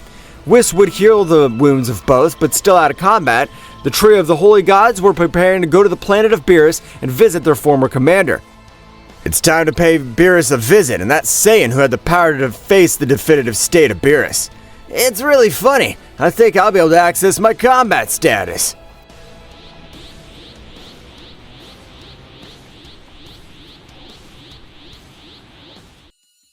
The Sacred Gods were about to leave Universe 7 with the intention of meeting Kakarot. Since the 4 warriors born with the power beyond a god of destruction, there's 3 Sacred Gods and the 4th, and the last was BEERUS, the leader of the Sacred Gods, because the power is incomparable. Finally today I'll be able to crush BEERUS. I wanted to measure myself one-on-one in battle. I don't plan to lose for the world. My lord, we have to be ready for Universe 7 to see our ancient leader, and the most powerful sacred god that's existed to this day. But that changes today, Neen. I'm gonna end that damn cat's life. He won't be able to do anything against me since my power's incomparable. I'm sure you'll be able to get the victory, Yaibo-sama, since his power is thousands of times higher than that BEERUS power. His power has apparently decreased over the years, and his has been consistently rising. But words aside, it's time to leave. My body's shaking with emotion. Millions of years, I haven't seen my commander BEERUS. The gods at great speed went to BEERUS planet. Despite their speed being sacred gods, on the outskirts of the 12 universes, the distance was huge. But being a little close, they'd get crushed against a planet. The 3 without exception, even Yaibo, who was called the new leader of the sacred gods, were brought to their knees without being able to do anything. What the hell is this? I can't even move! Who's releasing this power? I can't even move. I feel like my body's being crushed. My bones are being destroyed by this pressure. This is surpassing that of the king of all, since we're not able to withstand the pressure. I don't know what the hell's happening, but the whole being who's releasing this pressure has gotta be a monster. We're the holy gods not able to do anything against this pressure. On the planet of BEERUS, with the Great Barrier, was protecting everyone present. And with BEERUS and Kakarot waking up, since over the planet, a great portal was formed, which was incredible pressure being present. And it's so powerful, would bend Whis. But Whis, as Supreme Archangel, his power was on par with Zeno-sama. And who is this pressure from? I feel like my body is limited by 50%. Even my body weighs too much. What's happening over here? Whis, apparently something doesn't add up, since a great pressure is released over the 7 universes. But look, apparently someone's coming out of that portal releasing that pressure. Yes, Whis, Bardock's right. Look, a shadow can be observed in the portal. Whis would observe intently, realizing Bardock again had told him the truth, since this figure was appearing in the portal. It was Zamasu fusion. But this timeline, no one present knew who that was, because Kakarot at this time hadn't been sent to the planet Earth, and in fact, he was actually raised by the deities of Universe 7. Where the hell's Son Goku, or Kakarot? I want to finish the Gokus of different timelines, since that dirty mortal dirtied the beautiful divine world, and because of his ability, he surpassed the gods. First of all, who are you supposed to be, since you can't even come to this place with the intention of looking for Kakarot if we don't know who you are? You better explain yourself. So, a simple angel with the audacity to speak to me in that tone. Ha! For your information, I can wipe out all the gods and angels of different timelines. In that case, I'll no longer let you leave this place. If you are able to wipe out the gods and angels, it is my duty as the Supreme Archangel to eradicate you. In no other timeline did I hear you say that you're the Supreme Archangel. I guess this time you're in this timeline more powerful. I'll take you seriously. Zamasu would activate an artifact, achieved by one of his many trips in the dimensions, making Whis motionless. What the hell's going on? I can't even move my muscles. What did you do to me? Millions of years ago, I heard the legend of a supreme archangel. I never had the opportunity to meet him, so it's said that the power is compared to that of a king at all. I don't trust myself. This artifact's capable of paralyzing any being that has in its veins the blood of Daishinken. Damn, and we angels are his children. We can't move. All of Daishinken-sama's blood runs through our veins. Zamasu would approach the barrier created by Whis and destroy it with a single blow. He'd be surprised by the incredible blow of Bardock Super Saiyan 4. That's right, Bardock used his power and would try to protect his own. Gine, get out of here. Take Kakarot and Mr. BEERUS with you. I'll manage to give you the necessary time to leave. Bardock, don't do it! I can't leave you alone! That guy is able to mobilize Whis without a finger! You'll be destroyed! Maybe you're right, Whis, but we'll find out when we fight.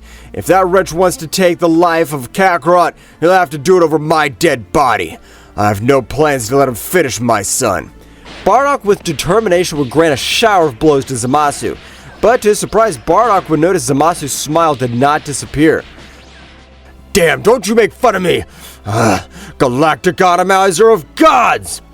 An incredible attack would reach Zamasu completely. Despite this, he wasn't able to generate even a bit of damage, and only a few scratches. Nothing serious. The sacred gods were able to reach because Zamasu decreased his power at the lowest tension of measuring with Bardock, and the gods were able to travel the small stretch that they had. So this is the guy releasing his power. Although he's not that powerful, when I look at him, my body's shaking. I don't know why my body shudders. Every one of his movements are of the highest rank, since that combat's only surpassed by the Supreme Kings. I don't know where the hell that bastard came from, but we can't let him end BEERUS' life. I only will end that miserable BEERUS' life. But, my lord, BEERUS isn't here. Apparently that woman's able to help with BEERUS, the next warrior who's like us. In that case, as the current leader of the Holy Gods, I order to have them come to call and fight by my side against that bastard. As you order. At this moment, I don't plan to hold back, since that wretch is able to humiliate us in the worst way possible. Yasuke instantly would transform. Hundreds of lightning bolts released over the place, and just around him, everything would tremble. Whis would realize the power of the one of the Holy Gods, being amazed the power that was perceived. Apparently this is the power of Yasuke, one of the Holy Gods. But what are they doing here? Have you come to help Mr. BEERUS? I doubt that. It must be something else. The Holy Gods hate BEERUS, since he abandoned them. Nin's power would be released throughout Universe 7, making him shake, even attracting Zamasu, who held Bardock by the neck because he had completely beat him. Well, apparently there's interesting warriors in this timeline. I've been able to meet with Supreme Archangel and the warriors of great powers, but my only goal is to end the life of Son Goku. Nin with Yasuke rushed against Zamasu without words. Yaibo was the leader, channeling his power in the center of his energy vein in order to access his true combat form. This transformation's not even known to BEERUS. I've got it after he left us. His transformation is the effort of my training, so watch. Yaibo's body began to change completely, apparently getting very similar to that of a child, and his power exploded greatly. I know from my appearance you might doubt my power, but I want you to watch this and observe. Yaibo would instantly move at a great speed, which this time was difficult for Whis and Zamasu because his body shrank even more. His speed and power condensed in a better way. It's time for me to join the battlefield. You won't end the life of anyone here. I want you to end someone's life here, and if you do, it'll pass over to the first holy gods. The trio of sacred gods rushed Zamasu, and his power was incomparable. Having thrown to be absorbed by the different gods and angels, Bardock would be thrown to the ground injured and on the verge of death. The sacred gods would exchange blows with Zamasu, and the only one able to do something against Zamasu was Yaibo, because his speed was able to overcome Zamasu's instincts. And Gine, with BEERUS to get him to wake up, being a little surprised to feel the energy of the other comrades. What's going on? Last thing I remember was fighting this Saiyan, but after I'm not able to remember anything and I feel the energy of holy gods, has even greater danger arrived? I don't know what you mean by holy gods, Mr. BEERUS, but a guy appeared from a portal and wanted to end my son's life. He was even able to neutralize Whis. Bardock granted us time to be able to flee. Oh, this is bad. No ordinary being has the ability to neutralize Whis, since his power is compared to Daishinken. Kakarot would wake up with a bit of a headache. Oh, what's happening? What's the fuss about? I don't even understand what's happening. From what I understand, your name's Kakarot. What do you think if we have one more battle? But this time to eliminate the evil that haunts our planet. Heh, I don't know what you're talking about, but if it's fighting, I'm with you. It's an honor for me to team up with BEERUS. Both warriors at a great speed would go to the battlefield, and when arriving, BEERUS' anger would grow to incredible levels, and watch as Nin and Yasuke were lying on the ground defeated. While Yaiba was trying to do something against Zamasu, but not able to support his companions, he wasn't able to generate noticeable damage against Zamasu. Planetary attraction. You fucking worm, I'm gonna confess. You possess great speed, but your power's pathetic. You can't even do anything against me. A great gravitational force was beginning to bring Yaiba closer to his hands, which was able to hold him by the neck. Yaiba, even though he was punching and kicking, couldn't even get rid of his grip. No damn will I die like this! I won't be able to have a great battle against someone like BEERUS. Surprised to realize how Zamasu's arm would be cut off by the great destructive scythe. That's right, BEERUS would use all his sacred god destruction energy. You're mistaken if you think you can come to my planet and finish off my friends. To end their lives, you'll have to end mine first. I'm the commander of the holy gods. BEERUS would hold Yaiba, putting him in a safe place next to Nin and Yasuke. You've done it in an amazing way. I gotta thank you for helping the warriors who are on the battlefield. They're not bad people after all. BEERUS would prostrate himself in front of Zamasu like Kakarot. I finally found you, Son Goku. I want to end your life on this timeline because a being like you can't exist in any universe. Zamasu, with a great speed, would rush against Kakarot. BEERUS would get a hold of him in the middle of the onslaught. However, he couldn't do anything since Zamasu's speed would increase even more, not even connecting a blow to Kakarot, making him fall to the ground, destroying everything around him. I wasn't even on guard yet. I'd never even seen you. I'll have to use all the power I've gotten from Whis' training. You better get ready. Kakarot would access Super Saiyan 4, but this time the aura that came out of the whole place was amazing. His whole body combined with the state of the energy of Ultra Ego. Because of this, his power would increase greatly. Kakarot, the power I'm using is only one that I can hold for 5 minutes at most. We gotta defeat him in that time span. I agree, BEERUS-sama. I don't master this transformation at even 10%, so the max limit's 5 minutes or I'll explode. Both warriors, without wasting time, launched themselves against Zamasu and started to exchange hundreds of blows. And Zamasu, an immortal, would, thanks to the beyond energy of a god of destruction, would take advantage, and his own cells were destroyed by each blow. What's happening to my body? This can't be happening. I'm the perfect deity. A god next to this mortal can't beat me. It's time, Kakarot. Let's do it. Dragon of total destruction. Me too. Blows of destruction, dragon god. Zamasu, in the middle of the attacks, would be able to reach him, and being disintegrated to the point even his atoms wouldn't exist. Whis would be able to move freely again, holding Kakarot and BEERUS. Wow, it definitely surpasses me too, as I think you'll be able to get that overwhelming energy up as they team up. Whis, in the same way, with his staff, would heal the wounds of the holy gods and stood in front of BEERUS. I gotta thank you again, and I clarify that if I left, I was a coward. I know that Yaiba was an excellent commander. No matter what happened, he could support his comrades, and that makes him only a leader. The sacred gods, without saying anything, would leave with a big smile. Kakarot and Bardock would see everything that happened, and in the same way, Kakarot, without knowing it, would be called the fourth horseman of the apocalypse, known as the Ozaru of Destruction.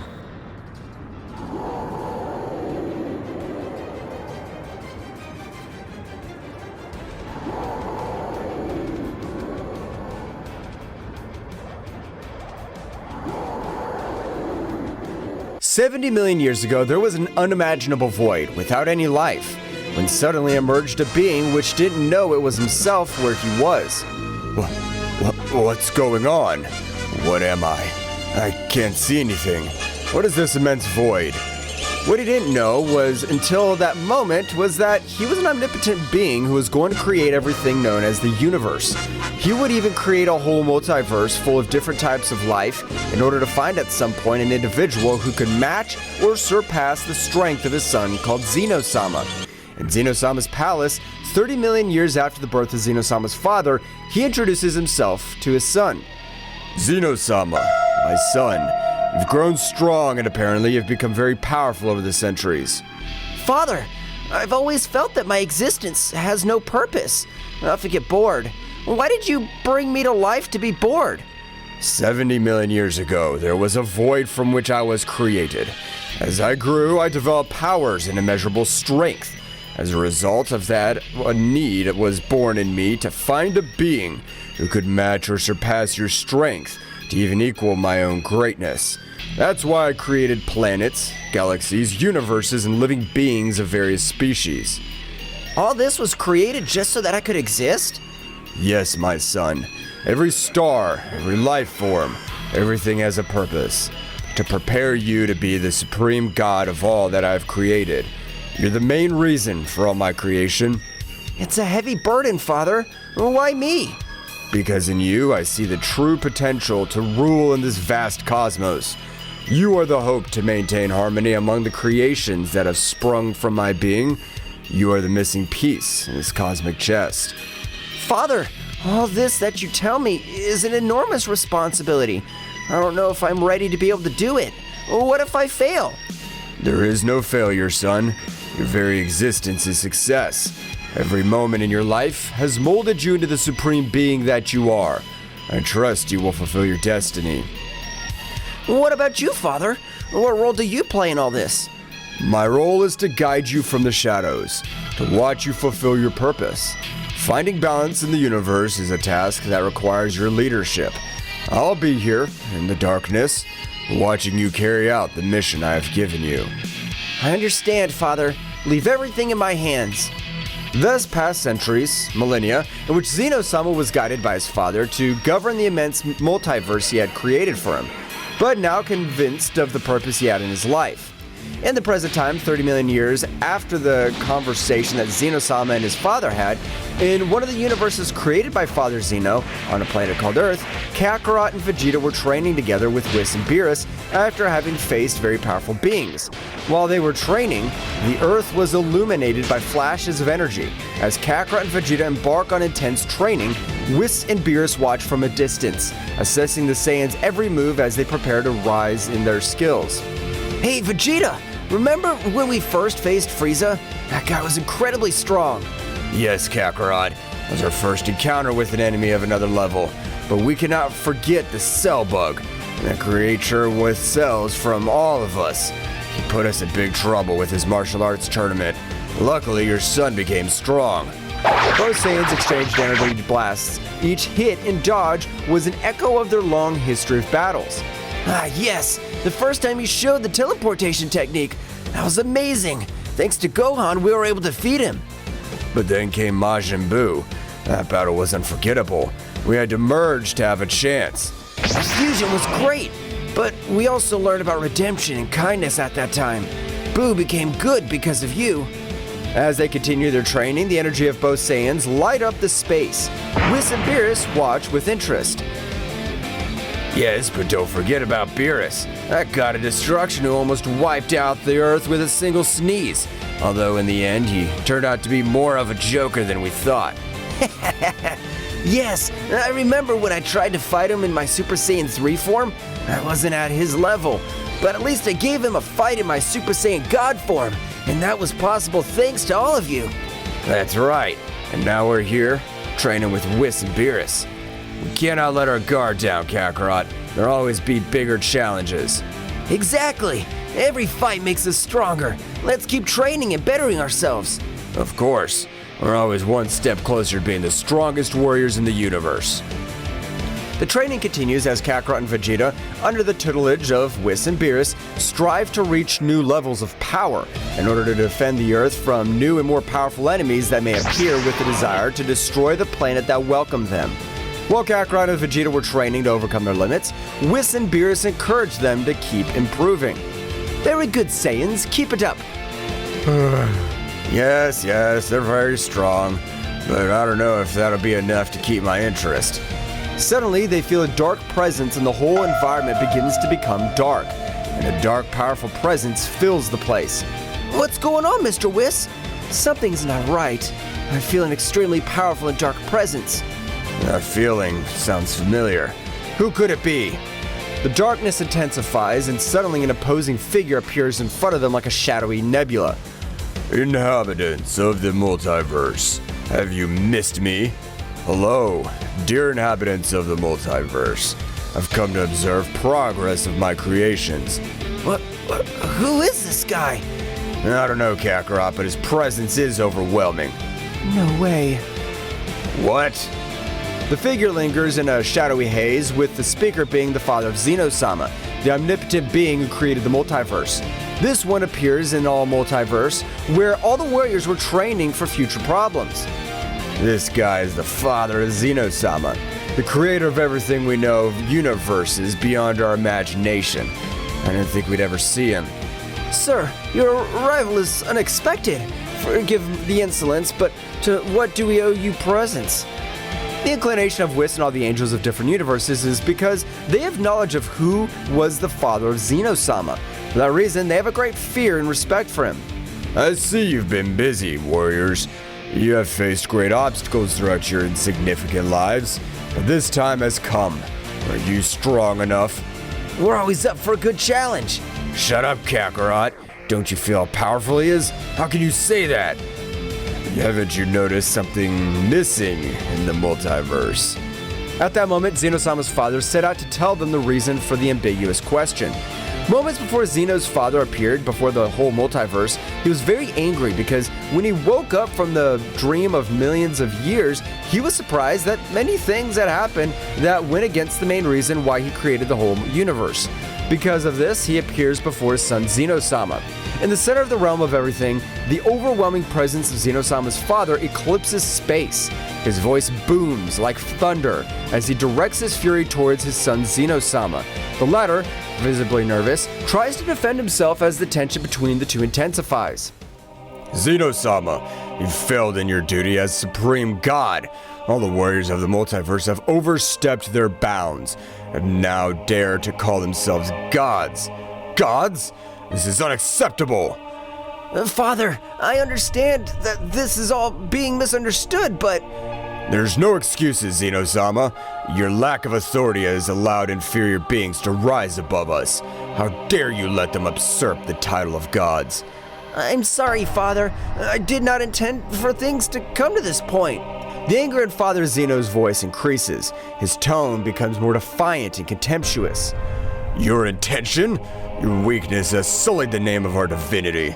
The only god here is me, and no one else should dare to call himself that. No one! Father, I understand that I'm in your debt, but we can find another way to restore order. Father Zeno's response is an explosion of contempt and fury. You do not deserve the title of god at all. Your weakness has tainted my creation. Because of your incompetence, I must restore the balance, even if it means getting rid of you. What? Father, please don't do it! There's so much I can still learn and improve! I can fix all of this! Zeno-sama's imploration is lost in Father Zeno's cold determination. It is already too late, Zeno. Weakness must be eradicated from existence for true power to prevail. In an instant, Zeno-sama's father unleashes a blast of devastating energy that engulfs Zeno-sama and begins to tear him to shreds as he screams in pain. No, Father, please! Ah!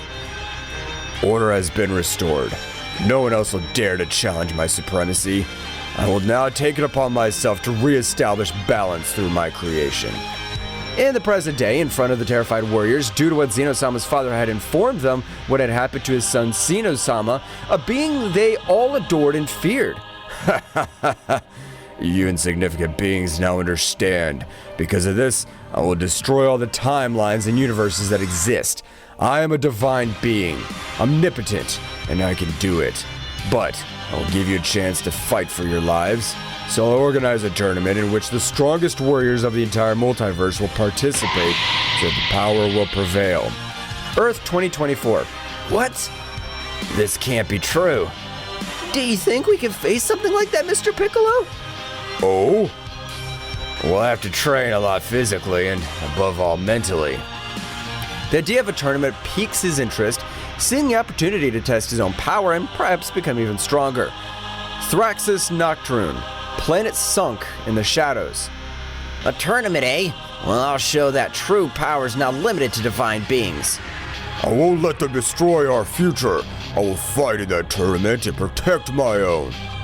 A tournament with the strongest warriors, huh? It'll be my chance to show that the Saiyans are not insignificant beings. We will see who is truly divine in this tournament. My empire will prevail.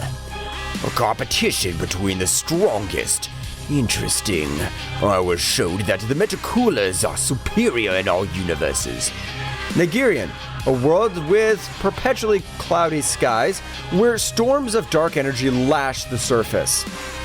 Father, this tournament will be the perfect occasion to show you that my power surpasses yours. Perfect. I'll show my true power and wreak havoc in every corner of the multiverse. Destruction in a tournament. What a magnificent combination.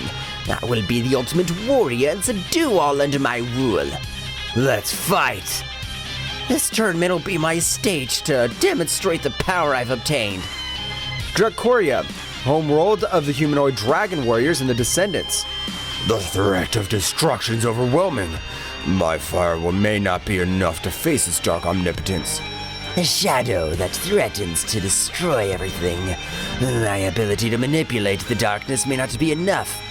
Even with my swordsmanship, facing an omnipotent divine being will be an unparalleled challenge. This divine being has the power to destroy everything I love.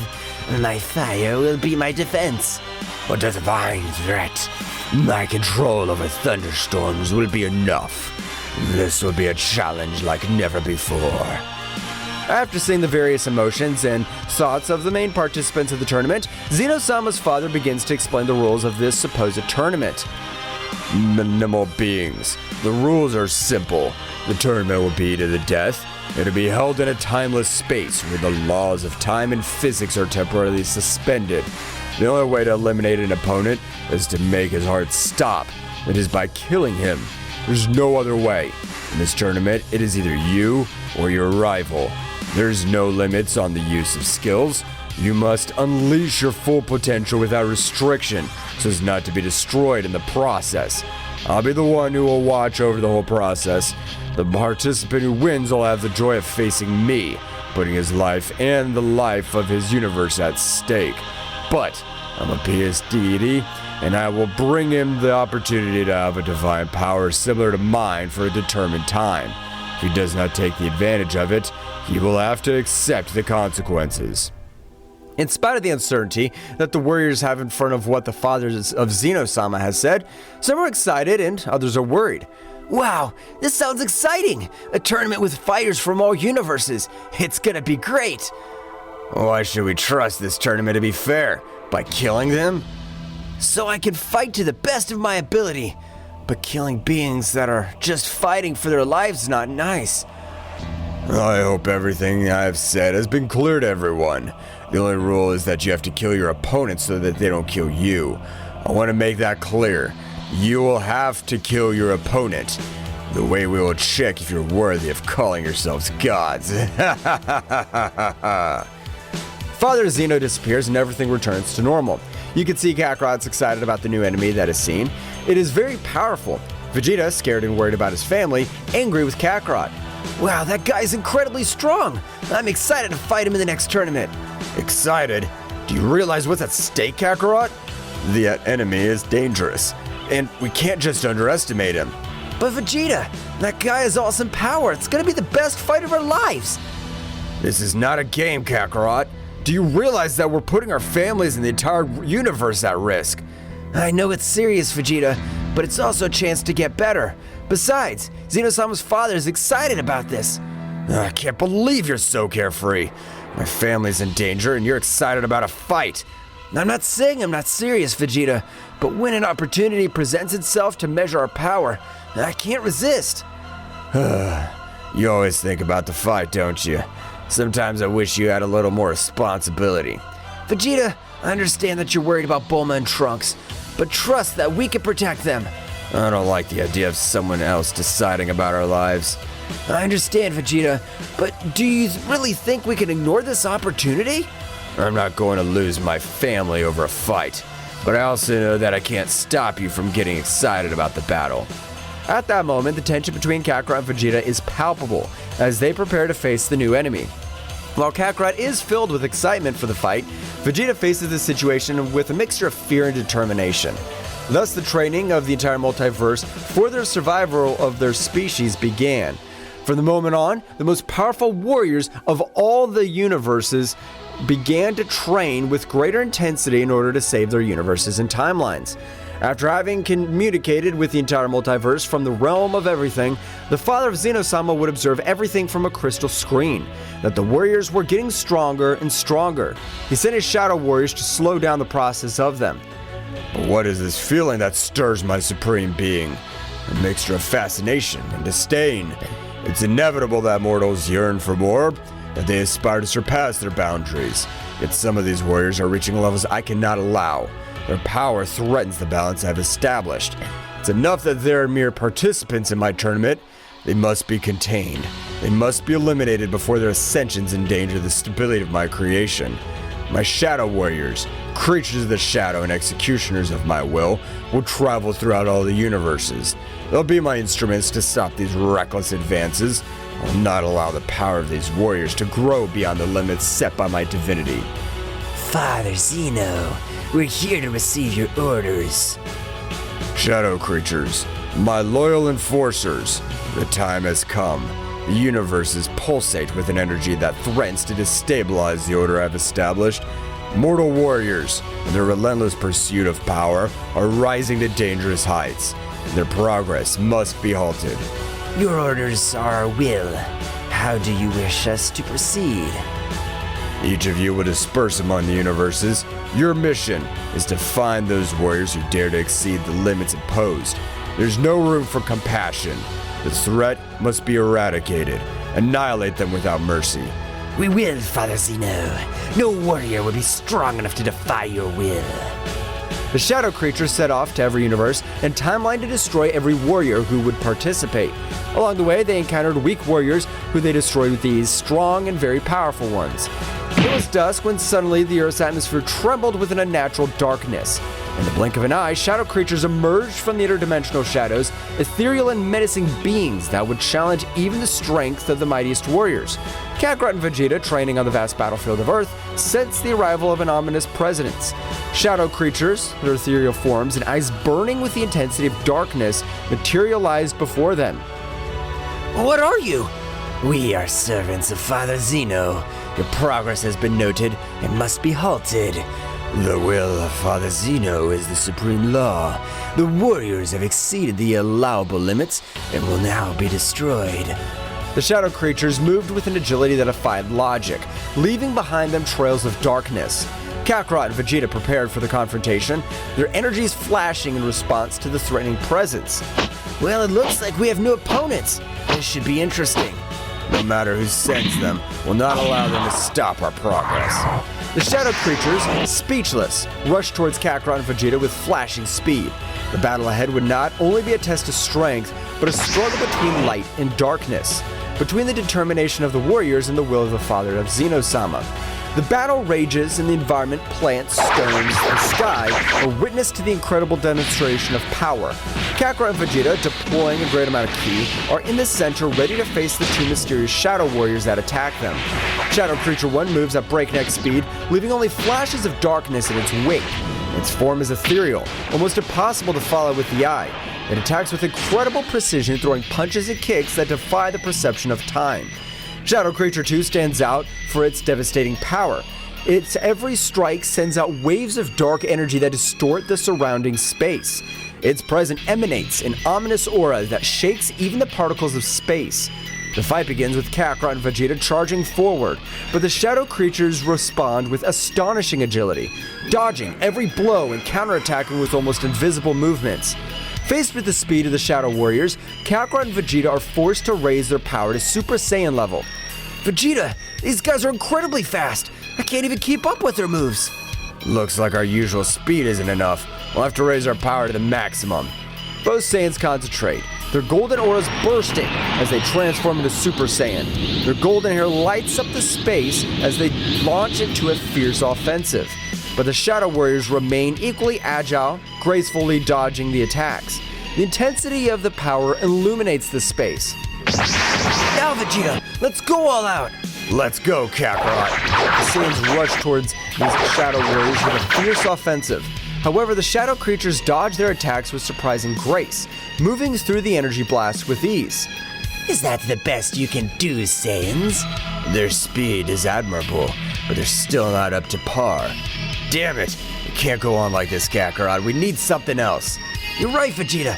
Let's take this to the next level. Faced with persistent speed of the Shadow Warriors, Kakarot and Vegeta rise their power even higher, transforming into Super Saiyan Blue. Their blue auras flash with intensity and the pressure of their power shakes the surrounding space. However, the Shadow Warriors are not daunted.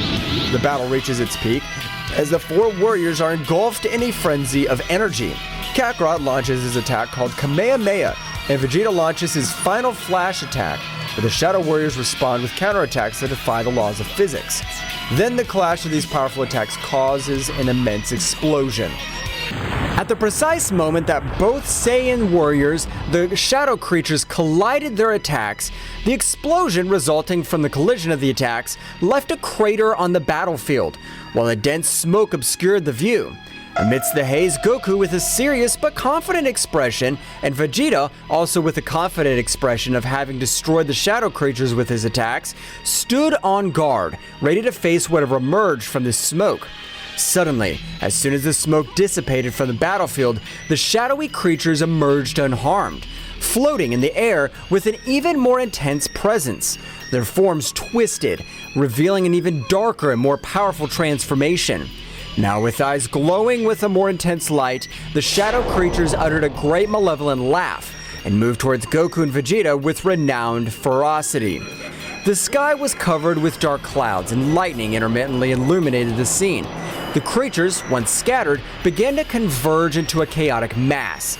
Their bodies intertwined and merged, creating a monstrous entity that emanated a dark and malevolent aura.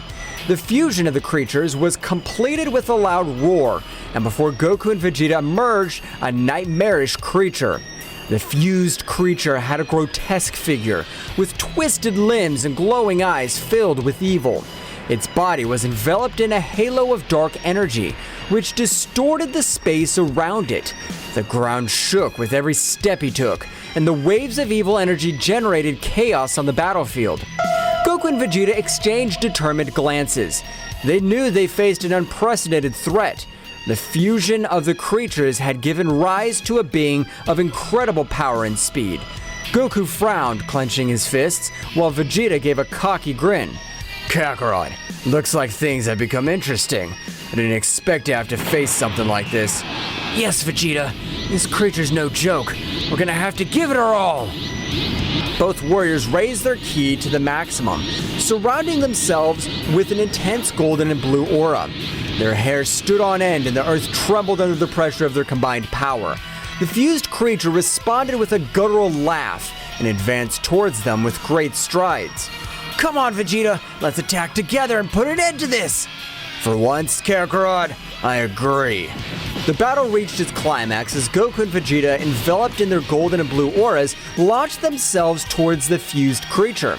Every punch and burst of energy echoed through the air, creating a spectacle of flashes and booms. The creature, however, was not easy to defeat. Its agility and strength were astounding, dodging the Saiyan's attacks with ease. Vegeta, we need to find an opening in its defense. Focus! I know, Kakarot, but this thing's fast. The fused creature responded with a ripping attack, sending the Saiyans flying across the battlefield. Goku and Vegeta, however, quickly recovered and stood up with renewed determination. We can't underestimate this thing. Come on, Vegeta, let's attack together. Alright, Kakarot, together we'll defeat it. Goku nodded and they concentrated their energies into an amazing combined attack. A brilliant flash of light and blue light materialized in their hands, growing with each second. The fused creature, seeing the imminent threat, tried to counterattack, but it was too late. Kame! Ah! Final Flash! The powerful beam of combined energy shot towards the fused creature, illuminating the dark battle with its radiance. However, just when impact seemed inevitable, the creature, in the last act of desperation, deployed a dark shield that managed to resist the Saiyan's assault. The result explosion sent Goku and Vegeta flying backwards, returning them to their base form, leaving them dazed and severely injured on the ground. The fused creature, though weakened, struggled to its feet, its malevolent aura flickering, but far from fading completely. Vegeta, we're in trouble. This thing's stronger than we thought. Vegeta, however, lay motionless on the ground with visible wounds and his aura rapidly diminishing. Vegeta! Don't give up, Vegeta! The fused creature, slowly recovering, calmly approached towards Vegeta with a palpable malevolence in its glowing eyes. Your efforts are futile. I'm the amalgam of darkness itself. This is the end of you, Saiyan Prince. Goku, full of rage and despair, stood up and threw himself towards the creature with what was left of his strength. However, the creature, with a simple wave of its hand, unleashed a wave of dark energy that enveloped Kakarot and threw him violently to the ground. Vegeta, we need a plan. The fused creature approached Vegeta, lifting him off the ground with one hand. The Saiyan Prince, barely conscious, opened his eyes to meet the cold, merciless gaze of his energy. Kakarot, do whatever it takes. The fused creature, with a contemptuous gesture, threw Vegeta back to the ground, leaving him on the verge of death. The battle, which had begun with hope, now became bleaker than ever. With his partner down and his own strength waning, Kakarot faced a strength that seemed insurmountable. Goku, sensing the desperation of the situation, recalled the hermit seeds he carried with him. The moment the fused creature came speeding towards him, Goku managed to dodge that blow swiftly, approached Vegeta and handed him one of the valuable seeds. Vegeta, eat this! It'll give you the energy to keep fighting! At the same time, Goku also consumed one of the seeds. Vegeta, barely conscious, accepted the seed and consumed it urgently. The hermit seed acted quickly, healing Vegeta's wounds and restoring his life energy. Flashes of golden light surrounded the Saiyan Prince. As he stood up, his eyes were gaining determination. Kakarot, don't underestimate me. I can keep fighting. Fine, Vegeta, but we need something else to defeat this creature. Do you remember the fusion technique? Vegeta frowned but nodded in understanding. Both Saiyans positioned themselves in front of the fused creature, focusing their energies. Vegeta, let's do it! Let's merge! I don't think it'll come to this, Kakarot, but I have no choice. Both warriors stood side by side, raising their hands into the front and began to concentrate their energies. The atmosphere was filled with a brilliant glow as the two Saiyans merged into a single entity. The resulting figure was a perfect combination of Goku and Vegeta, with a powerful golden aura enveloping their fused bodies. This fusion creature showed signs of unease as it witnessed the transformation. The new Saiyan entity turned to it with a determined look. The fusion between Goku and Vegeta, known as Gogeta, and his Super Saiyan form was now evident. Gogeta, with the combined voice of Goku and Vegeta, said, "Prepare for defeat. We're the fusion of the Saiyans, and there's nothing we cannot overcome." With a unified shout, the Saiyan fusion lunged towards the fused creature with incredible speed and power. The battle between the Saiyan fusion and the fused creature erupted into a frenzy of power and skill. Every move, every blow, every burst of energy shook the battlefield. The earth trembled under the intensity of the confrontation, and the sky lit up with the sparks of energy released during the fight. Gogeta, with the combination of Goku's cunning and Vegeta's determination, proved to be an unstoppable force. However, the fused creature did not yield easily, showing a resilience that defied expectations. Both contenders were at a stalemate, each pushing their limits to the max. Goku and Vegeta, in their fused form, began to feel the need to unleash more power to overcome their more formidable foe. In a moment of perfect synchronization, both Saiyans raised their ki to the limit, and the atmosphere itself began to be distorted with the built-up pressure. It's time to take this to the next level! In a dazzling flash, the Saiyan fusion underwent an astonishing metamorphosis. His once golden hair now turned sapphire blue, and his aura took on a heavenly hue. The transformation to Super Saiyan Blue had taken place. The fused creature recoiled momentarily as it witnessed the new form. Shocked by the magnitude of the power unleashed, however, the Saiyan fusion showed no mercy and lunged towards with dizzying speed. Prepare for true Saiyan strength! The attacks and counterattacks reached a speed that defied perception. The fused creature, despite its previous endurance, was outmatched by the speed and aggressiveness of the Saiyan fusion in its Super Saiyan Blue form. The battle had not yet come to an end. In a final attempt to resist, the fused creature unleashed its own dark power, enveloping the Saiyan fusion in a spiral of chaotic energy. Gogeta, in response, concentrated his energy to the maximum in an act of rage. Let's go farther! The energy surrounding the Saiyan fusion intensified and exploded in a dazzling burst. The bright blue aura became more intense, and the power of the Saiyan fusion increased to unimaginable levels. The sky lit up with glows and waves of energy as the fused creature faced Gogeta's unstoppable strength.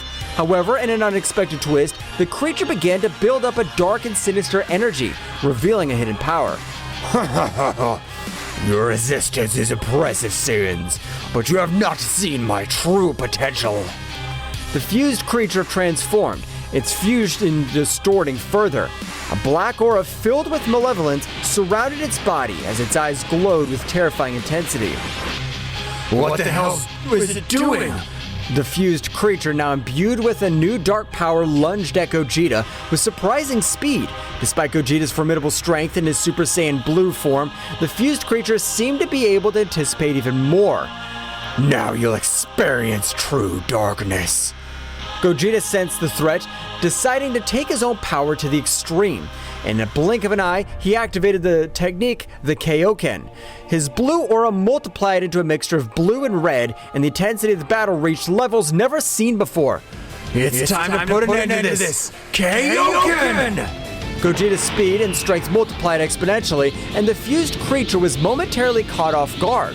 However, the creature counterattacked with a blast of dark energy that enveloped Gogeta, but he struggled to resist. Gogeta, in his Kaioken state, felt the need to raise his power even higher. Thus his ki increased, causing the earth to tremble from such immense power, destroying mountains and lifting rocks into the skies. At that precise moment, he disappeared from the sight of the fused creature, appearing from behind and creating a glowing bluish sphere of energy that materialized between his hands. Final Kamehameha! The energy sphere impacted against the fused creature with unparalleled force. The resulting explosion lit up the sky, dispersed the creature's dark energy. However, when the light faded, the fused creature emerged once again, albeit visibly weakened. Do not underestimate my power, Saiyans. I have attained a form beyond your comprehension. Gogeta, sensing the gravity of the situation, prepared for the next confrontation. The battle, far from over, was entering even more dangerous terrain, with the fate of the universe hanging in the balance in this fierce struggle between light and darkness. The battlefield was plunged into utter chaos, with destructive shockwaves reverberating throughout space. Gogeta, with his combined aura of Super Saiyan Blue and Kaioken, was moving at speeds that defied perception. The fused creature, despite his new enhanced form, was momentarily outmatched by the Saiyan warrior's speed.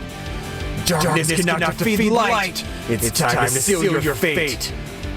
Though weakened, the fused creature did not give up. With impressive speed, it lunged towards Gogeta, unleashing a series of dark attacks that even defied the Kaioken's speed. Your light is but a fleeting glimmer.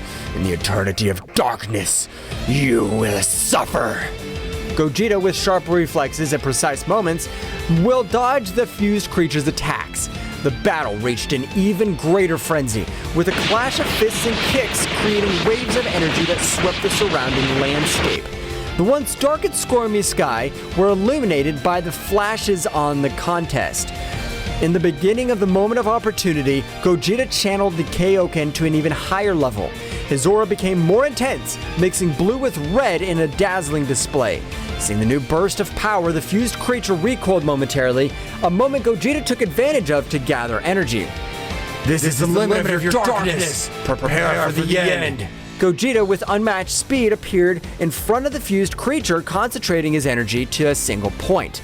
A glowing sphere of energy formed between his hands, but this time, the sphere was not blue, it was a mixture of colors. A fusion of the power of Super Saiyan Blue and Kaioken. Kaioken 20 times! Final Kamehameha! The now larger, more powerful energy sphere hurled with impressive speed towards the fused creature. The resulting explosion illuminated the entire horizon, causing the mountains and valleys to be enveloped in a dazzling glow. When the light faded, the fused creature lay defeated on the ground. Its dark aura completely dissipated. Gogeta, with his Super Saiyan Blue form and Kaioken still activated, watched cautiously. The intense battle had come to an end, but the price of the confrontation was reflected in the devastated Earth and the wear and tear visible on the Saiyan warrior. I hope that was enough. This universe can't take any more of this destruction. With a flash, Gogeta deactivated the Kaioken and returned to his base form. As silence descended over the battlefield, the lingering question was whether the threat had truly been eliminated or if there was still challenges to be faced in the vast cosmos. Goku and Vegeta, feeling that the threat had been neutralized for the moment, separated from the Saiyan fusion. The intensity of the battle had left both Saiyans exhausted, but their attention was diverted to a disturbing reality. In the corner of their vision, they watched as a small dark creature made its way towards where Gohan and Broly were standing. Vegeta, something's happening! We must get there fast! Those two are in trouble if that thing gets to them. Let's go, Goku! Both Saiyans, despite their exhaustion, dashed towards Gohan and Broly's location with as much speed as possible. As they approached, they could see the dark creature getting closer and closer to the two warriors. Gohan, who was training with Broly in an attempt to increase his skills, noticed Goku and Vegeta's arrival urgently. Dad! Vegeta! Something's coming! Broly, with his piercing gaze, had also sensed the approaching threat. Evil creature, we will fight! The small dark creature, noticing the presence of the Saiyans, stopped advancing and displayed a malevolent laugh. Ha ha ha! Your victory was short-lived. This is only the first of many surprises. Before they could react, the dark creature split into multiple smaller shadows, surrounding Gohan and Broly with astonishing speed. Watch out, Broly! They're fast and dangerous! We will fight! We won't let them defeat us! Goku and Vegeta, arriving just in time, joined the battle. The battle became a chaotic dance of blows and explosions as the Saiyans fought the dark shadows that multiplied endlessly. Let's finish this quickly! Gohan, Broly, stay strong! Got it, Vegeta! Broly, unleashing his titanic power, emitted a wave of energy that temporarily dispersed the dark shadows. However, the dark creature, in a final act of desperation, merged back into a larger, more powerful form. My shadows cannot be so easily defeated. The real battle has just begun. The shadow creature, now strengthened and more menacing than ever, faced the four Saiyan warriors with palpable malevolence. Gohan, Broly, Goku, and Vegeta moved into battle stance, facing the shadow creature with determination. Come on, guys! Let's work together and put an end to this menace once and for all!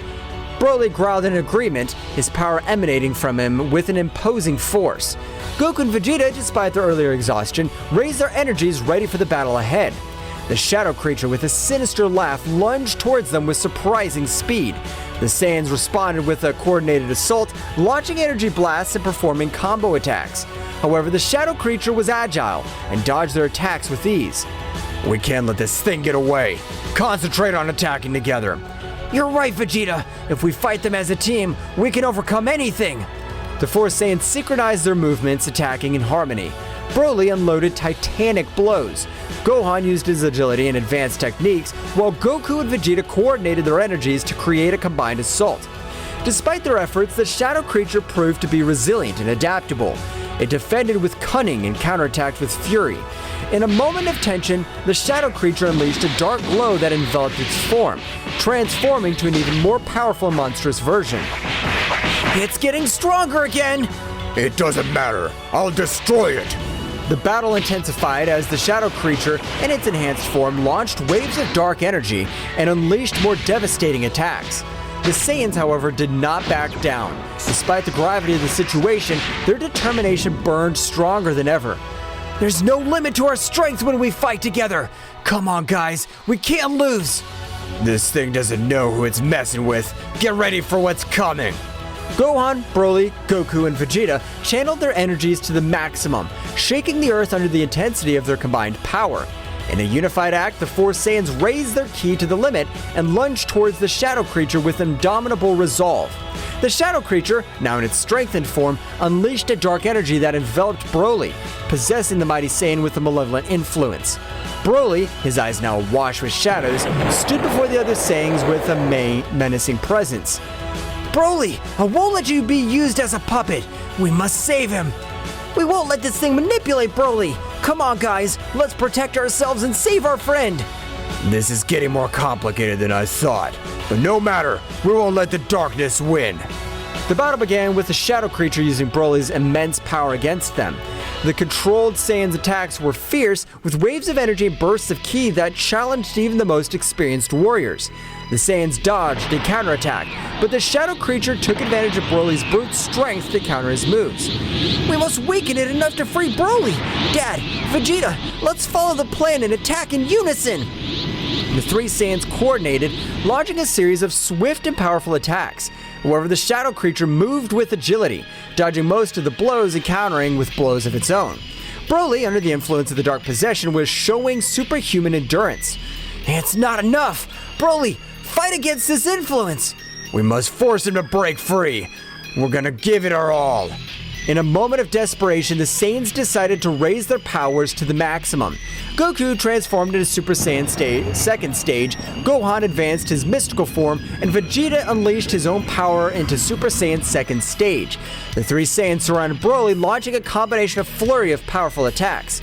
Broly, resist! Don't let their darkness consume you! The shadow creature, feeling the combined presence of the three Saiyan warriors, showed signs of weakness. However, in a desperate act, the dark energy intensified its hold on Broly, raising its power even higher and unleashing unbridled fury. We can't give up! We're going to free Broly, whatever it takes!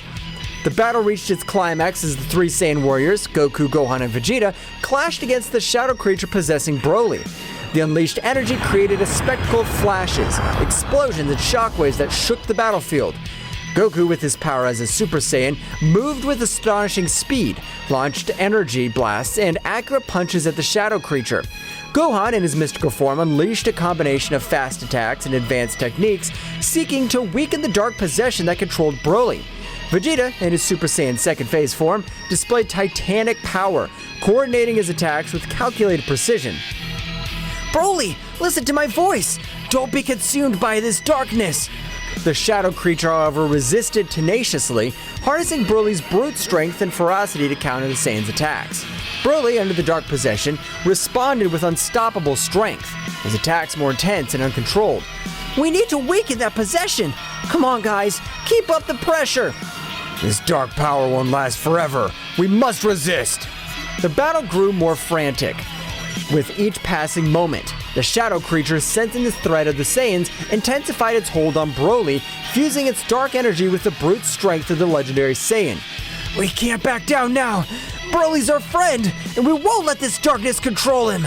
In a moment of perfect synchronization, the three Saiyans focused their energies into a coordinated attack. Goku launched a Kamehameha, Gohan unleashed a Masenko, and Vegeta fired a final flash, all aimed at the shadow creature. The resulting explosion illuminated the battlefield, creating an energy storm. However, when the light faded, the shadow creature and Broly still stood, visibly weakened but far from defeated. It's not enough! We must find a way to free Broly from this possession!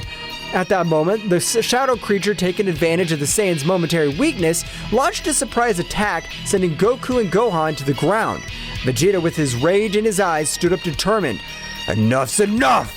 We won't let this thing continue to manipulate Broly. Vegeta concentrated his ki to the maximum, unleashing a new transformation. His intense blue aura transformed into an even brighter and more powerful hue. Super Saiyan Blue! The atmosphere itself seemed to tremble at the magnitude of the transformation. Vegeta, now in his evolved form, launched himself towards the shadow creature with renewed speed and power. Vegeta's transformation in Super Saiyan Blue Evolved caused a dramatic change in the intensity of the battle. His bright blue aura flashed with overwhelming energy as he charged towards the shadowy creature and Broly, who was still under his influence. It's time to put an end to this. Broly, I'll fight to free you from this darkness.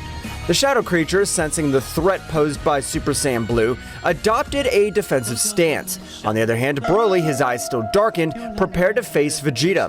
Vegeta unleashed a flurry of quick and precise attacks, combining punches and kicks with astonishing speed. Each move was charged with the strength of the new form, and the shadow creature was forced to retreat in the face of Vegeta's fury. Broly, regain control. I'll not allow this darkness to consume you. Broly, under the influence of the Dark Possession, responded with impressive stamina. His attacks were brutal and uncontrolled, but Vegeta moved with a dexterity that defied expectations. I need to find an opening in this possession. In an act of bravery, Vegeta launched himself directly towards Broly. Their fists collided forcefully, and Vegeta, using all his skill, made precise strikes that temporarily weakened the dark influence. Broly, fight this! You're stronger than this darkness! The shadowy creature, seeing Vegeta's resistance, increased his energy and fused even more with Broly. Now the dark influence was more entrenched than ever, and Broly unleashed an explosion of wild power. You can't stop me, Saiyan Prince! Vegeta, not backing down, continued to engage Broly. The battle reached new heights as both warriors unleashed their most powerful attacks. Vegeta launched a Big Bang attack while Broly responded with a gigantic charge of dark energy. The collision of energies generated a huge explosion that blanketed the area. After the dust settled, Vegeta lay on the ground, clearly exhausted but not giving up. I can't lose. My determination's stronger than your darkness. The battle between Vegeta and Broly, who was possessed by the shadow creature, reached a critical point. The overflowing energy of the confrontation was spreading across the battlefield, distorting the air and creating palpable tension. At that crucial moment, Goku found himself regaining consciousness, stood up, and immediately went to Saiyan Prince's side. Vegeta, let's go! Let's give it all we've got! Goku's transformation into Super Saiyan Phase 2 and joined the fray. The shadow creature, seeing the arrival of another Saiyan warrior, prepared to face the new threat. Kakarot, you're just in time. This thing has gotten stronger with Broly. We'll face it together! Broly, we won't let this darkness control you! The three Saiyans stood in formation, ready to deal with the shadow creature fused with Broly. The intensity of the conflict increased even more with flashes of energy and clashes of fists echoing throughout the battlefield. Come on, Kakarot, let's attack in unison and free Broly. I got it, Vegeta! Together, we'll free him! The Saiyans coordinated their attacks, launching a combined blast towards the shadow creature. Despite their efforts, Broly's dark possession was still resisting, fueled by the brute strength of the legendary Saiyan. Broly, under the influence of the shadow creature, unleashed an uncontrolled fury. His attacks were unpredictable and devastating, putting the Saiyans on the defensive. Goku, Vegeta, and the shadow creature continued to exchange energy blasts and powerful blows. Vegeta, we must break that possession! We can't let Broly fall into darkness! Roger that, Kakarot. Let's keep attacking together. Amidst the chaos of the battlefield, the fiery aura of the Saiyans lit up the sky, a visual manifestation of their mammoth power. Goku and Vegeta, feeling the weight of the battle, decided to take it a step further. They joined their energies in a symphony of power, a final bid to tear apart the shadows enveloping the evil presence. The shadow creature on the brink of the abyss responded with desperation. It raised its own power and the darkness churned with intensity as it struggled to resist the combined onslaught of the Saiyans. The clash of energies created a cataclysm of flashes and booms, shaking the battlefield to its core. At that critical moment, the energy explosion was unleashed with dazzling magnificence. The earth shook, and the shockwaves swept across the landscape, leaving behind a trail of destruction. Goku, Vegeta, and Broly, enveloped in the blanket of the explosion, were momentarily eclipsed by the blinding light and dancing shadow. When the shimmering luminosity faded, the Saiyans found themselves faced with a new scenario. On the ground lay Broly, his figure shrouded in a residual haze of the contest. The dark aura that had consumed him had finally dissipated. Stillness reigned on the battlefield. As the warriors approached with worried looks, the formidable warrior who now resisted, his power darkened, finally silenced. We did it, Vegeta! Broly's free! Yes, but this shadow creature's still a problem. We can't let our guard down. Vegeta nodded grimly as they watched Broly, who lay on the ground, slowly recovering from the intense battle. However, at that moment of apparent calm, the shadow creature, cunning and unnoticed, had left Broly's possession to seek a new host. The dark entity swiftly swept into the shadows, unnoticed by the Saiyans, who still assessing their companion's condition. Silently, the shadow creature crept towards Gohan, who had been watching the battle from a distance. Gohan, oblivious to the threat looming over him, felt a shiver run down his spine just as the shadow creature enveloped him with its dark presence. A momentary flash of its eyes indicated that something was terribly wrong. At that instant, Gohan, with a sudden alteration in his expression, went on guard without warning. His gaze, now posed by the shadow creature, glowed with a malevolence that contrasted with his gentle nature. Goku, noticing the sudden tension, turned towards Gohan, but before he could react, Gohan, under the influence of the shadow creature, moved with supernatural speed. The confrontation with Broly had left the Saiyans exhausted, and the shadow creature, seizing the opportunity, vanished into the darkness along with Gohan. Vegeta, realizing the situation, gritted his teeth in fury. The threat persisted, and now Gohan, a valuable ally, was in the hands of the shadows. Goku and Vegeta, despite their exhaustion, prepared for a new confrontation, aware that the battle had not yet come to an end. The tension in the air was palpable, as Goku and Vegeta, still worried about Broly, with determination, turned towards the place where the dark entity had vanished. Damn it! Where'd that thing go? I don't know, Vegeta, but we must find it before it hurts Gohan. The two Saiyans, quick as the wind, rushed towards where Gohan had been standing, their senses alert. The shadow creature, now inside Gohan, emerged from the shadows with a sinister laugh. Ha ha ha ha! Looks like they're not as cunning as they thought. Now I have a new toy for my plans. Get out of Gohan, you damn creature! I'll not allow you to possess my son! Ha! You think you could stop me? My power possesses even more of your combined forces. Do not underestimate the Saiyans. We have overcome greater challenges than you. Leave Gohan and face your fate, creature. You'll not be victorious. The shadow creature, now in control of Gohan, smiled malevolently before responding. We'll see how long you can resist. Gohan is now an instrument of my will. The shadow creature possessing Gohan unleashed a burst of dark energy that distorted the surrounding space. Goku and Vegeta suddenly found themselves during a chaotic confrontation, with Gohan now transformed into an instrument of the malevolent entity. The waves of energy radiating from Gohan's possessed figure created an ominous aura that filled the battlefield, defying the Saiyans' endurance and determination. The Saiyans, in their Super Saiyan Blue form, prepared for the impending clash. The shadow creature, using Gohan's body, moved with supernatural agility, dodging the Saiyans' first attacks with grace and malice. Gohan, his eyes now filled with darkness, lunged at Goku with astonishing speed. Goku blocked Gohan's first few blows with difficulty, feeling the enhanced strength and speed of his new controlled son.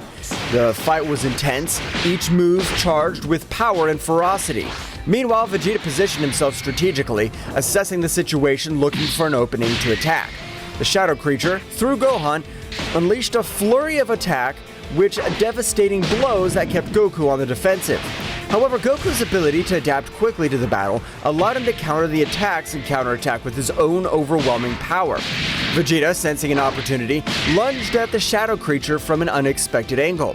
However, the dark entity had sharp reflexes and deflected Vegeta's attack with ease, throwing Gohan against Goku as a distraction. The Shadows creature's strategy paid off, as it took advantage of the distraction to hit Vegeta with a beam of dark energy. Vegeta, although he resisted the impact, was momentarily weakened. The entity, now with a malevolent smile, turned to him. Damn it! This isn't over, shadow creature. Goku, reacting quickly, stepped between the shadow creature and Vegeta. Vegeta, hold on! We can't let this thing divide us. The shadow creature, enjoying the chaos it had sown, released a dark aura that enveloped both Saiyans. The dark energy sought to confuse and weaken their senses, however the Saiyans' instinctive connection to Ki enabled them to resist the dark influence. The battle raged in a frenzy of clashing colors and energies. Gohan, controlled by the shadow creature, moved with a mixture of speed and agility that defied the laws of physics. Goku and Vegeta, each focusing on their own battlefront, were trying to coordinate their attacks to free Gohan from the dark possession. "Gohan, fight this darkness! You're stronger than this!" Gohan, though showing flashes of resistance, was caught in an internal struggle between his will and the shadow creature's control. The battle grew more challenging. With each passing second, the shadow creature reveled in its ability to manipulate and corrupt one of Earth's mightiest warriors. Vegeta, recovering from the earlier onslaught, threw himself back into the fray. The shadow creature, however, anticipated his attack and gracefully dodged Vegeta's attempts to strike it. The dark entity counterattacked with a series of precise blows that forced Vegeta to retreat. Damn Shadow, don't underestimate the Prince of the Saiyans. Goku, seeing his partner's difficulty, raised his power to the maximum. Dazzling energy emanated from his Super Saiyan Blue form as he prepared for a concentrated attack. The shadow creature, noticing the glowing threat, diverted its attention to Goku. "Vegeta, keep up the pressure! I'm gonna concentrate my energy to free Gohan!" Vegeta nodded and increased his offensive, distracting the shadow creature as Goku concentrated his power. The fight reached a new level of intensity, with each move echoing across the vast battlefield. The energy collided, creating shockwaves that distorted reality itself. Goku, eyes glowing with determination, unleashed his most powerful attack. A sphere of glowing blue energy formed in his outstretched hands. Charged with the combined strength of the Saiyans, the spear grew in size and the power as Goku had held it in place. "It's time to free Gohan!" The shadow creature, realizing the threat, moved quickly to stop Goku's attack. Vegeta, taking advantage of the distraction, lunged with renewed fury, looking for an opening to attack. The battle reached its climax when Goku released the energy sphere, ascending it directly towards the shadow creature. The energy sphere burst into a dazzling flash, illuminating the battlefield with intense light. Shockwaves swept through the darkness as Goku's purifying energy sought to free Gohan from the shadow creature's possession. However, as the light faded and the earth stopped shaking, the shadow creature emerged seemingly unharmed. The dark entity, now irritated, turned to the Saiyans with a twisted laugh. Is that all you can do? My power is unbreakable. Goku and Vegeta, despite their exhaustion, prepared for the next assault. The battle, far from ending, dragged on into confrontation of epic proportions. Darkness and light collided in an endless clash, with the will of the Saiyans resisting against the entity that threatened to plunge them into the shadows. The dark creature, after resisting Goku's powerful attack, showed a malicious smile. A dark glow enveloped Gohan, and his body began to tremble with intensity. A guttural scream echoed through the air as the dark entity forced a unique transformation on the Saiyan warrior. Gohan, under the shadow creature's influence, contorted and his body was enveloped in a dark, feral energy. The earth trembled with the intensity of the transformation, and Gohan's figure began to change. Defined musculature, red eyes, a wild gaze, long gray hair, and emerging in the new form, Gohan Dark Beast. Vegeta and Goku, shocked by the unexpected evolution, instinctively recoiled from the overwhelming presence of Dark Gohan Beast. The shadow creature had accomplished what it could not do with Broly, unleash a unique and uncontrolled transformation on Gohan. Dark Beast Gohan, now freed from any hint of rationality, roared skyward, emitting an overwhelming energy that shook the battlefield. His eyes glowed with an animalistic intensity, and his posture indicated that human control was suppressed. This can't be happening. What did that thing do? The shadow creature managed to unlock something inside Gohan. This won't be easy. The shadow creature, pleased with the success of its manipulation, watched the scene with satisfaction. Now, witness my true power. The Saiyan Beast Warrior. How do you plan to stop him? Dark Beast Gohan let out a deafening roar and lunged towards Vegeta with impressive speed. Dark Beast Gohan's attacks were ferociously savage, his brute strength and speed surpassing even Broly's most rampaging transformation. Vegeta, using his speed and agility, dodged Dark Beast Gohan's first attacks. However, the Saiyan Beast warrior's ferocity was unpredictable, and Vegeta was forced to deploy all his skill to stay out of range of the devastating attacks. Goku, assessing the situation, transformed into Super Saiyan Blue and rushed to Vegeta's aid. The two Saiyans fought in tactical coordination, looking to open an opportunity to counter Gohan's savage new form. The battle became a whirlwind of energy, with explosions and crashes echoing across the battlefield. The shadow creature in the shadows continued to manipulate and fuel Dark Beast Gohan's fury. The Saiyan strategy was becoming more and more challenging as Dark Beast Gohan seemed to be one step ahead, anticipating their moves. Damn it! Gohan Beast is too unpredictable. We must find a way to free Gohan from this transformation. We can't let the shadow control his true power. As the Saiyans faced Gohan Beast's fury, the shadow creature watched from the shadows, enjoying the chaos he had unleashed. The situation was becoming more critical with each passing moment, and the Saiyans' endurance was being tested in the face of Beast Gohan's uncontrollable fury. The battle raged on in a titanic struggle between light and darkness, with the hope of freeing Gohan from the influence of the shadow creature hanging in delicate balance. The Saiyans, determined to overcome this challenge, faced an enemy that had managed to unleash an even greater internal threat than before. While the intense battle raged on the battlefield, Piccolo, the Namekian sage, was immersed in his mental training somewhere secluded. His concentration was so deep that he could feel an abrupt shift in ki, a disturbance that reverberated through space and time. A shiver ran down his back, indicating the gravity of the situation. Something's not right. The Namekian instantly stood up, his cloak billowing as he focused on the direction of the glowing chaos. The power he felt was not just brute force. It was an amalgam of dark energies that seemed to defy the very essence of reality. Wasting no time, Piccolo prepared to approach this side of the conflict. Back on the battlefield, Goku and Vegeta fought valiantly against Dark Beast Gohan, who moved with uncontrollable ferocity under the influence of the shadow creature. The dark entity, sensing Piccolo's arrival, smirked. Looks like we have a new guest. This just gets more interesting. Goku and Vegeta focused on Gohan Beast, noticing Piccolo's presence as he appeared on the battlefield with a serenity that contrasted with the surrounding chaos. What happened here? What have you done with Gohan? That shadow thing possessed Gohan and transformed it into a wild beast. We can't free Gohan this way. The shadow creature manipulates his power in unimaginable ways. Dark Beast Gohan, noticing Piccolo's arrival, turned to him with wild eyes. The shadow creature, enjoying the chaos, prepared for the next act of this heartbreaking play. Welcome, Piccolo. You're just in time to witness the inevitable downfall of these Saiyans. Don't underestimate the Saiyans or my determination. I'm here to free Gohan. The Namekian braced himself for the confrontation, deploying his ki with an intensity that made it clear he would not be a mere spectator in this battle. Dark Beast Gohan, fueled by the shadowy influence, roared and lunged towards Piccolo with a speed that defied all logic. The battle became even more chaotic with Piccolo's entrance. His movements were precise and calculated, contrasting with the wild ferocity of Dark Beast Gohan.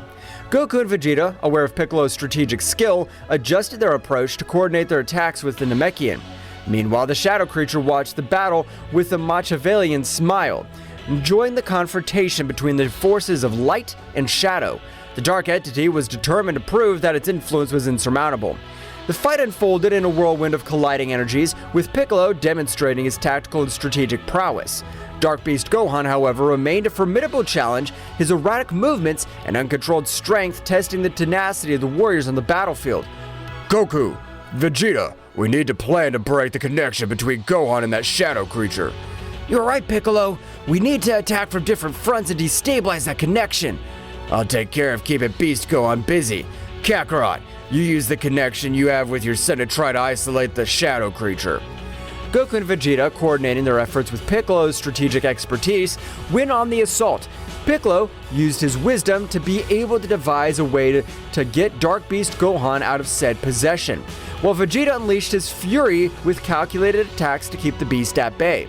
As the battle continued, the shadow creature began to feel the pressure of the combined strategy of the Saiyans and Piccolo. The connection between Gohan and the dark entity was under threat, and the shadow creature, despite its confidence, was beginning to show signs of concern. The battle was far from over, but the warriors' resilience was growing stronger in the face of the adversity that loomed over them. As Piccolo continued his mental struggle to free Gohan from the Shadow Creature's possession, his Namekian senses sharpened. Keen perception led him to identify a small shadow leech clinging to Dark Beast Gohan's lower neck, a detail that had not been evident in Broly's previous possession due to his long hair covering that region. That's it. The key in this little shadow leech on his neck. We must eliminate it to free Gohan. Piccolo's revelation attracted the attention of Vegeta and Goku on the physical battlefield. Vegeta, upon hearing this, turned his gaze to the back of Gohan Beast's dark neck and noticed the presence of the Shadow Leech. A Shadow Leech? That explains why we couldn't free Broly this way. How do we eliminate it without harming Gohan? As Piccolo struggled to maintain his mental connection, he analyzed this situation and came up with a strategy. If we attack the Shadow Leech directly, we might harm Gohan in the process. We need a precise way to eliminate it without endangering his life. So what's the plan, Piccolo? Goku, you've mastered Ultra Instinct, but you can only maintain it for a few seconds. We need to take advantage of those brief moments to distract Dark Beast Gohan and allow you to get close enough to destroy the Shadow Leech. Understood, Piccolo. I'll do my best. But how do we make sure Beast Gohan doesn't attack while Kakarot's approaching? That's the tricky part. We need to keep Gohan busy and distracted. Vegeta, your attacks must be precise and constant, keeping his attention on you. I will, but Kakarot, don't make me regret this. The battle resumed with renowned intensity. Vegeta went on the offensive, attacking Gohan Dark Beast with a series of swift and powerful blows. Gohan responded with ferocity, but Vegeta maintained agile, dodging his attacks while keeping the savage Saiyan warrior's attention. At that moment, Goku concentrated, channeling Ultra Instinct. An aura of flickering energy surrounded him as he activated the powerful transformation. His speed increased exponentially, allowing him to easily dodge Dark Beast Gohan's attacks. Now, Goku, now's your chance. Goku in his Ultra Instinct state moved with superhuman speed towards Gohan's rear. The Shadow Creature, still focused on the fierce confrontation with Vegeta, did not notice Goku's approach. "This is my chance to end this!" With pinpoint accuracy, Goku reached out his hand and touched the small Shadow Leech on Gohan's neck. The leech, upon being touched by the Ultra Instinct energy, began to fade, emitting a dark screech before dissolving completely. Dark Beast Gohan, losing connection with the Shadow Leech, shook violently, as if releasing himself from a trance. Vegeta, noticing the change, cautiously stepped back as Goku returned to his normal state. "What happened?" Kakarot seems to have found a way to free you from that thing. It was risky, but it worked. Well done, Goku, but don't let your guard down.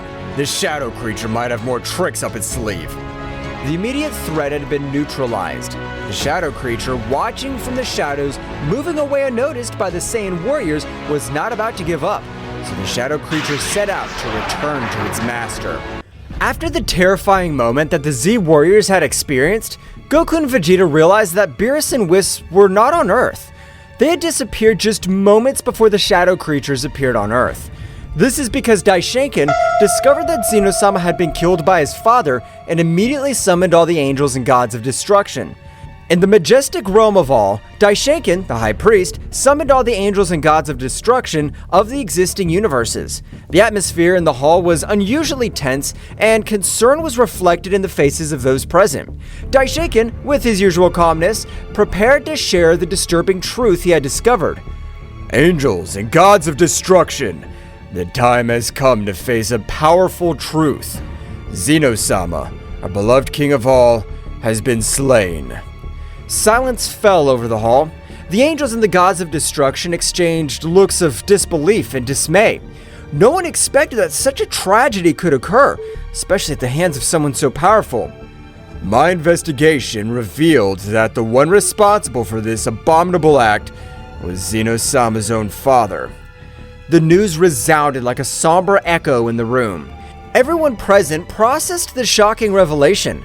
The omnipresent figure of Zeno-sama, the supreme deity, had been shattered by his own protagonist. Mohito, Sidra's angel, spoke in a worried voice. "How is it possible that a being as powerful as Zeno-sama's father could have committed such an act?" That is a question for which I still have no answers. But now we must face the consequences of this event. The stability of the multiverse is in danger. Arak, the god of destruction of Quitella, asked, "And what measures will we take in the face of this threat? What'll happen to the throne of Zeno-sama?" That is a question we must discuss and resolve. For now, the throne remains empty, and our duty is to maintain peace and balance.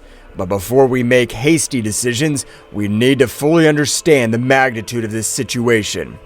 Beerus and Wisp prepared to inform the gods of destruction and angels of all universes about what they had witnessed while on planet Earth with Goku and Vegeta. The Hall of the Realm of Everything was filled with celestial beings, each one expectant and worried about the news they were about to receive. Attention everyone! We have crucial information to share about the events that have been unfolded. Before we are summoned here, the father of Zeno-sama appeared on all the planets of the multiverse. Surprise was reflected on the faces of those present. Murmurs and whispers filled the room, as the gods of destruction and angels exchanged looks of disbelief. His visit was not simply to report the death of Zeno-sama. He announced the holding of the tournament that would determine the survival of the planets in each universe.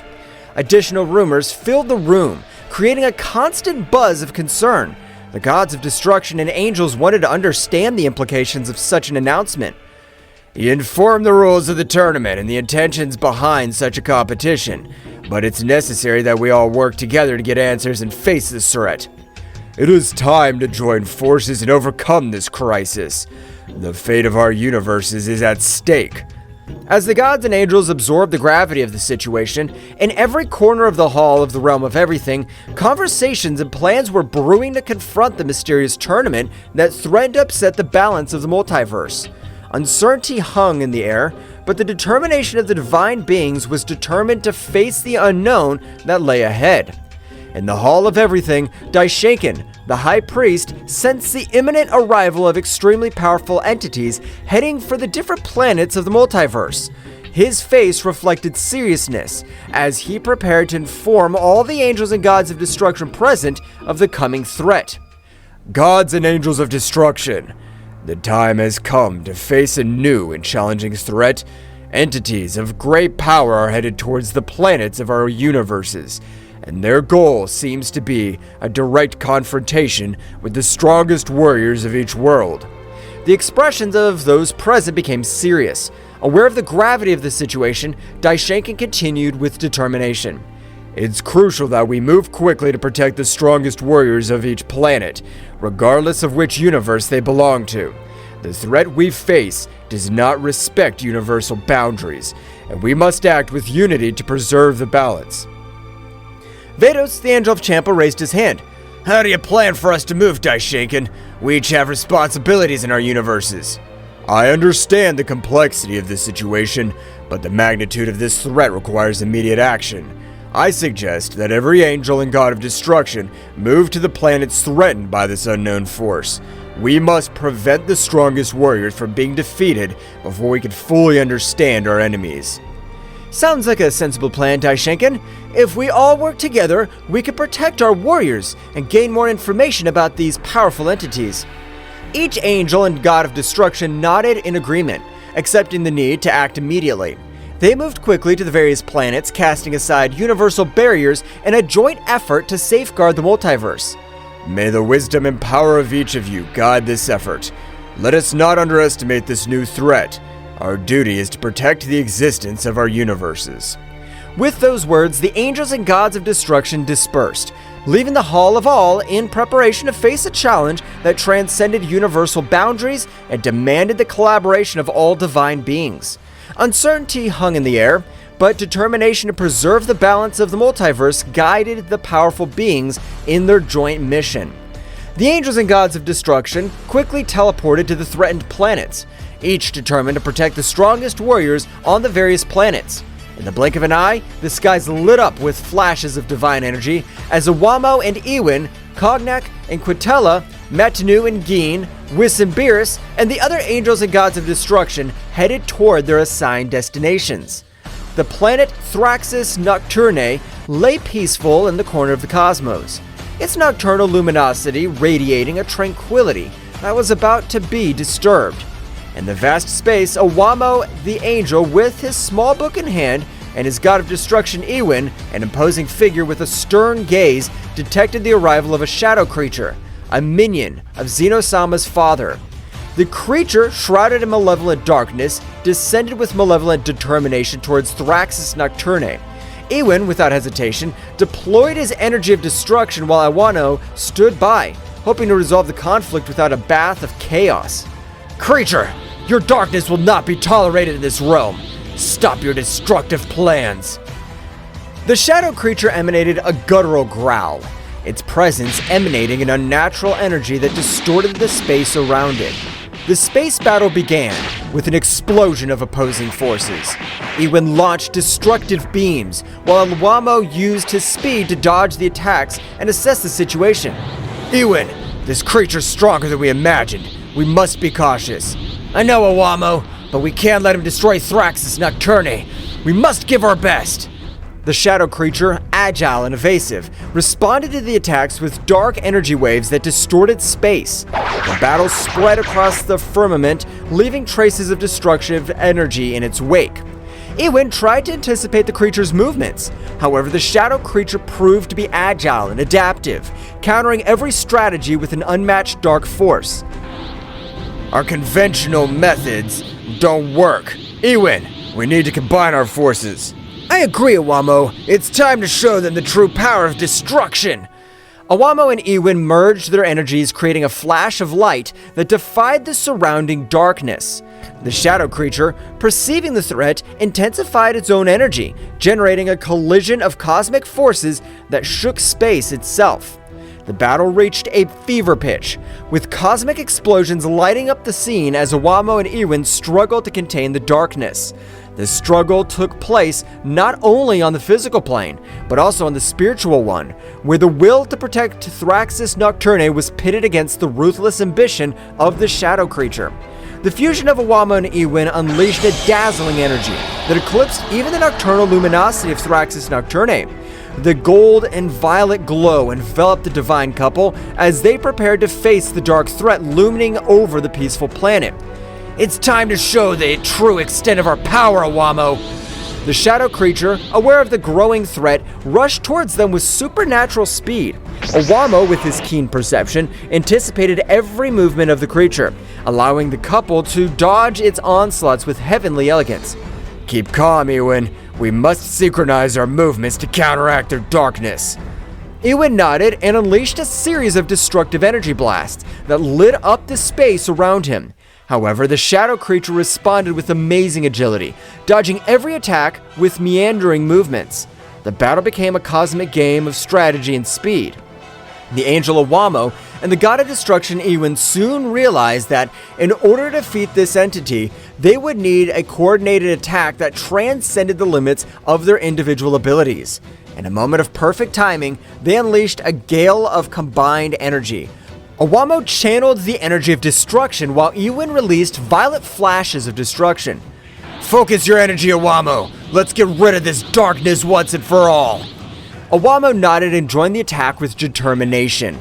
The fused energy of both angel and god turned into a spear of golden and violet light that pierced through space with an impressive speed.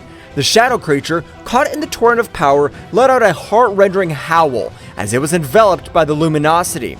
The impact was abysmal, generating an expansive wave that shook the cosmos. The darkness that enveloped the creature began to dissipate, revealing its twisted and weakened form. Owamo and Ewin, exhausted but triumphant, stood on guard ready for any eventuality. We have managed to contain their darkness, but we can't let our guard down. The shadow creature, now visibly weakened, recoiled before the imposing presence of Owamo and Ewin. The light had prevailed over the darkness in the cosmic corner of Thraxis Nocturne. The divine couple remained firm in their duty to protect the planet that this creature wanted to destroy. However, the battle was not yet over, and the fates of the planets remained uncertain in the vastness of space. After the shocked combined attack of Owamo and Ewin, the space around Thraxis Nocturne was vibrating with the residual energy of the cosmic battle. The shadow creature, apparently weakened, remained suspended in the cosmic void, enveloped in a dark glow that seemed to absorb the surrounding light. The divine couple watched cautiously, aware that the fate of Thraxus Nocturne was still hung in the cosmic balance. Ewan, something's not right. The darkness of that creature seems to be getting stronger instead of weaker. It seems that our attack has absorbed by her, but it shouldn't be possible. How can he transform our energy of destruction to his own power? The shadow creature, now surrounded by a more intense aura, began to change its shape. Its twisted figure became more defined. His eyes shone with a malevolent lucidity. The darkness emanating from her was becoming denser, distorting the space around her. You have underestimated my true potential, angel and god of destruction. Your energy has strengthened me beyond your comprehension. The divine couple prepared for what was to come next, aware that the threat they faced had evolved. The shadow creature, now empowered by the absorbed energy, charged towards them with renewed speed and ferocity. We need to be more cautious, Ewan. It seems that every blow we inflict makes her stronger. Understood, Owamo, but we can't allow this darkness to devour Thraxus Nocturne. The battle resumed with increased intensity. The shadow creature attacked with bursts of dark energy that cut through space, while Owamo and Ewan responded with flashes of golden and violet light. The cosmic dance of lights and shadows painted an epic picture in the vastness of the universe. Each blow and backlash echoed like thunder in space, distorting reality itself. Owamo, with his keen perception, tried to anticipate the movements of the dark creature, but the dark entity proved to be unpredictable. Ewan, with his energy of destruction, sought to weaken the creature, but his attacks seemed to be absorbed and turned into an additional source of power. Every time we hit her, her power increases. We can't go on like this. We must find a way to counteract his ability to absorb our energy. Do you have any ideas, Owamo? Owamo pondered for a moment, his angelic mind working in search of a solution. Meanwhile, the shadow creature, aware of its opponent's confusion, took the opportunity to launch a surprise attack. A wave of dark energy enveloped Owamo and Ewan, distorting their perception and weakening their defenses. Your resistance is useless. I am the embodiment of darkness. His light cannot prevail before me. The situation was becoming more and more desperate for the divine couple as they struggled to resist the shadow creature's attacks. Owamo turned his attention to the small book he always carried with him. An idea began to form in his mind. Ewan, I think I have an idea, but we need to synchronize our attacks in a different way. Explain yourself, Owamo. Owamo explained his plan to Ewan, who nodded in understanding. Both God and Angel prepared to put their strategy into practice. The shadow creature, confident in its superiority, launched into the attack again, but this time Owamo and Ewan were ready to respond differently. Now, Ewan, combine your energy of destruction with mine in a more controlled way. Ewan nodded and channeled his energy to Owamo, who, in turn, merged it with his. Instead of launching a direct attack, they created a sphere of combined light and energy that floated between them. Do you think this tactic will change the outcome? We'll see. The energy sphere began to slowly expand, emanating a glowing light that contrasted the surrounding darkness. The shadow creature, curious but confident, watched the development with disdain. The fused power is not only destructive, but it also has properties that counteract its absorption capacity. The combined energy sphere, now reaching its maximum expansion, released a wave of light and energy that enveloped the shadow creature. This time, instead of absorbing the power, the darkness that characterized her began to dissipate. What is this? My power should not be weakened. We create an energy that goes beyond destruction and creation, one that neutralizes the darkness that you're trying to absorb. The shadow creature, weakened by Owamo and Ewan's strategic counterattack, retreated as the combined energy sphere continued to exert its effect. The light emanating from the sphere began to purify the darkness surrounding the entity, revealing its original form before corruption. It seems our tactic's working, but we must make sure we contain it completely. We can't let our guard down. Let's continue with the strategy until the creature's completely neutralized. The space battle continued, but this time Owamo and Ewan had the upper hand. His sphere of combined energy continued to exert its purifying effect, dispelling the darkness that threatened Thraxus Nocturne. With each passing moment, the shadow creature grew weaker. The light of hope began to shine in the corner of the cosmos that was once on the verge of destruction.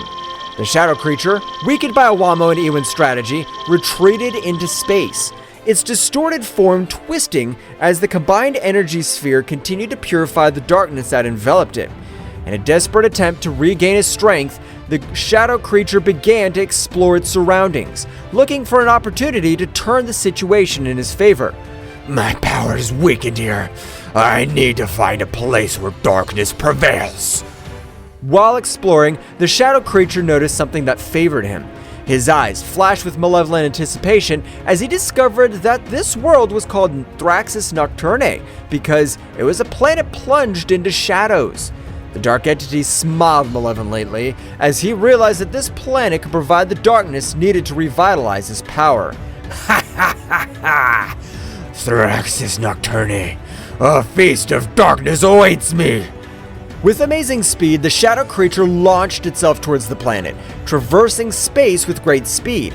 Awamo and Iwan, aware of his intentions, followed closely, determined to stop any attempt by the shadow creature to plunge into the darkness of the planet. As the creature approached Thraxis Nocturne, the darkness of the planet seemed to intensify, as if responding to its presence. The planet's nighttime atmosphere shone with a faint luminosity, offering a fascinating contrast to the surrounding stars. Iwan, we must prevent the creature from being filled with dark power. If she succeeds, it'll be even more difficult to stop her. Understood, Awamo. We'll not allow the darkness of this planet to fall into the hands of that entity. The shadow creature descended on Thraxis Nocturne with a terrifying impetus. As she approached, the darkness seemed to take her in, enveloping her with a gloomy welcome. The shadow creature began to absorb the darkness of the planet, its twisted form vibrating with a new energy as it filled with the essence of Thraxis Nocturne. Ha ha ha ha ha! Yes, this darkness will strengthen me. Nothing can stop me now. Awamo and Iwan, wasting no time, headed towards the shadow creature, determined to stop its advance before it became unstoppable. The battle in the shadows of Thraxis Nocturne was about to take a very drastic turn.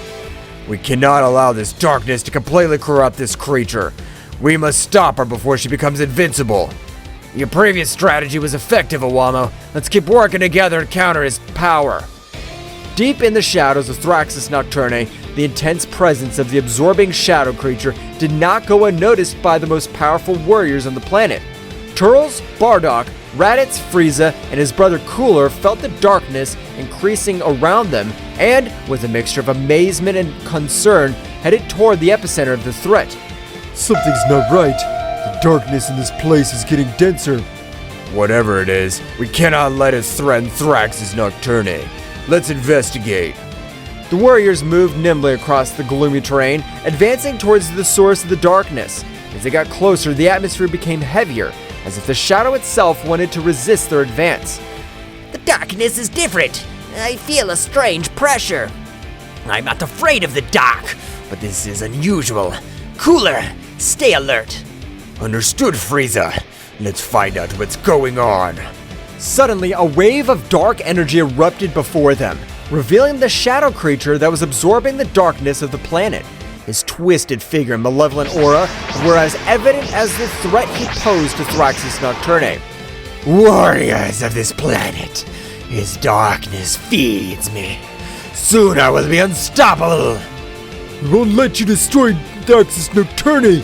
Get ready, creature.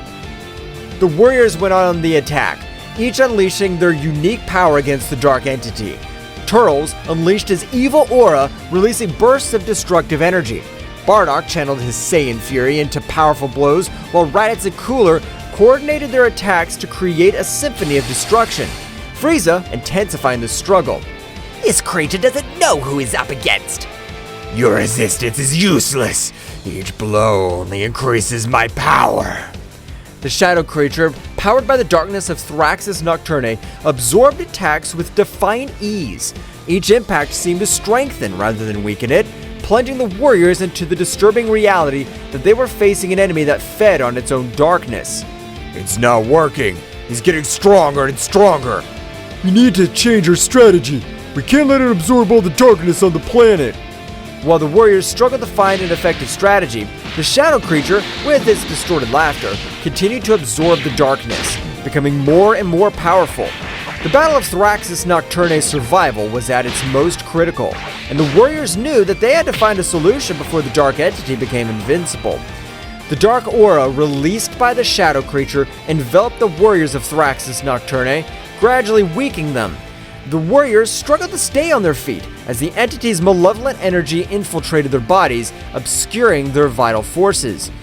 This is it. Too much. I can't let that defeat us like this. The warriors, despite their bravery, were overcome by the darkness emanating from the aura of the shadow creature. At that critical moment, when hope seemed to be fading, a heavenly light pierced the shadows. Owamo and Ewin, the angels charged with protecting Thraxis Nocturne, arrived on the battlefield. The darkness emanating from this creature is breathtaking. We cannot allow it to take over this planet. Time to show these warriors how to fight true darkness. The angel spread his wings, and together with the god of destruction, they advanced towards the shadow creature, his presence radiating a luminosity that defied the malevolent nature of the dark aura. As it approached, the dark entities sensed the arrival of divine beings and turned to face the new threat. More insignificant beings. His light will be devoured by my darkness. Don't underestimate the power of light.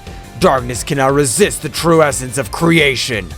Owamo extended his hand, and a purifying light enveloped the battlefield, counteracting the dark effect of the creature's aura. Ewin, on the other hand, deployed the energy of destruction, creating a perfect balance between light and darkness. The shadow creature, for the first time, felt the pressure of forces that it could not easily absorb or resist. The conflict took a turn, and the battle became more intense as the angel and god of destruction faced the dark entity with the unique combination of light and destruction. The real struggle starts now. We'll protect Thraxis Nocturne from the darkness you represent.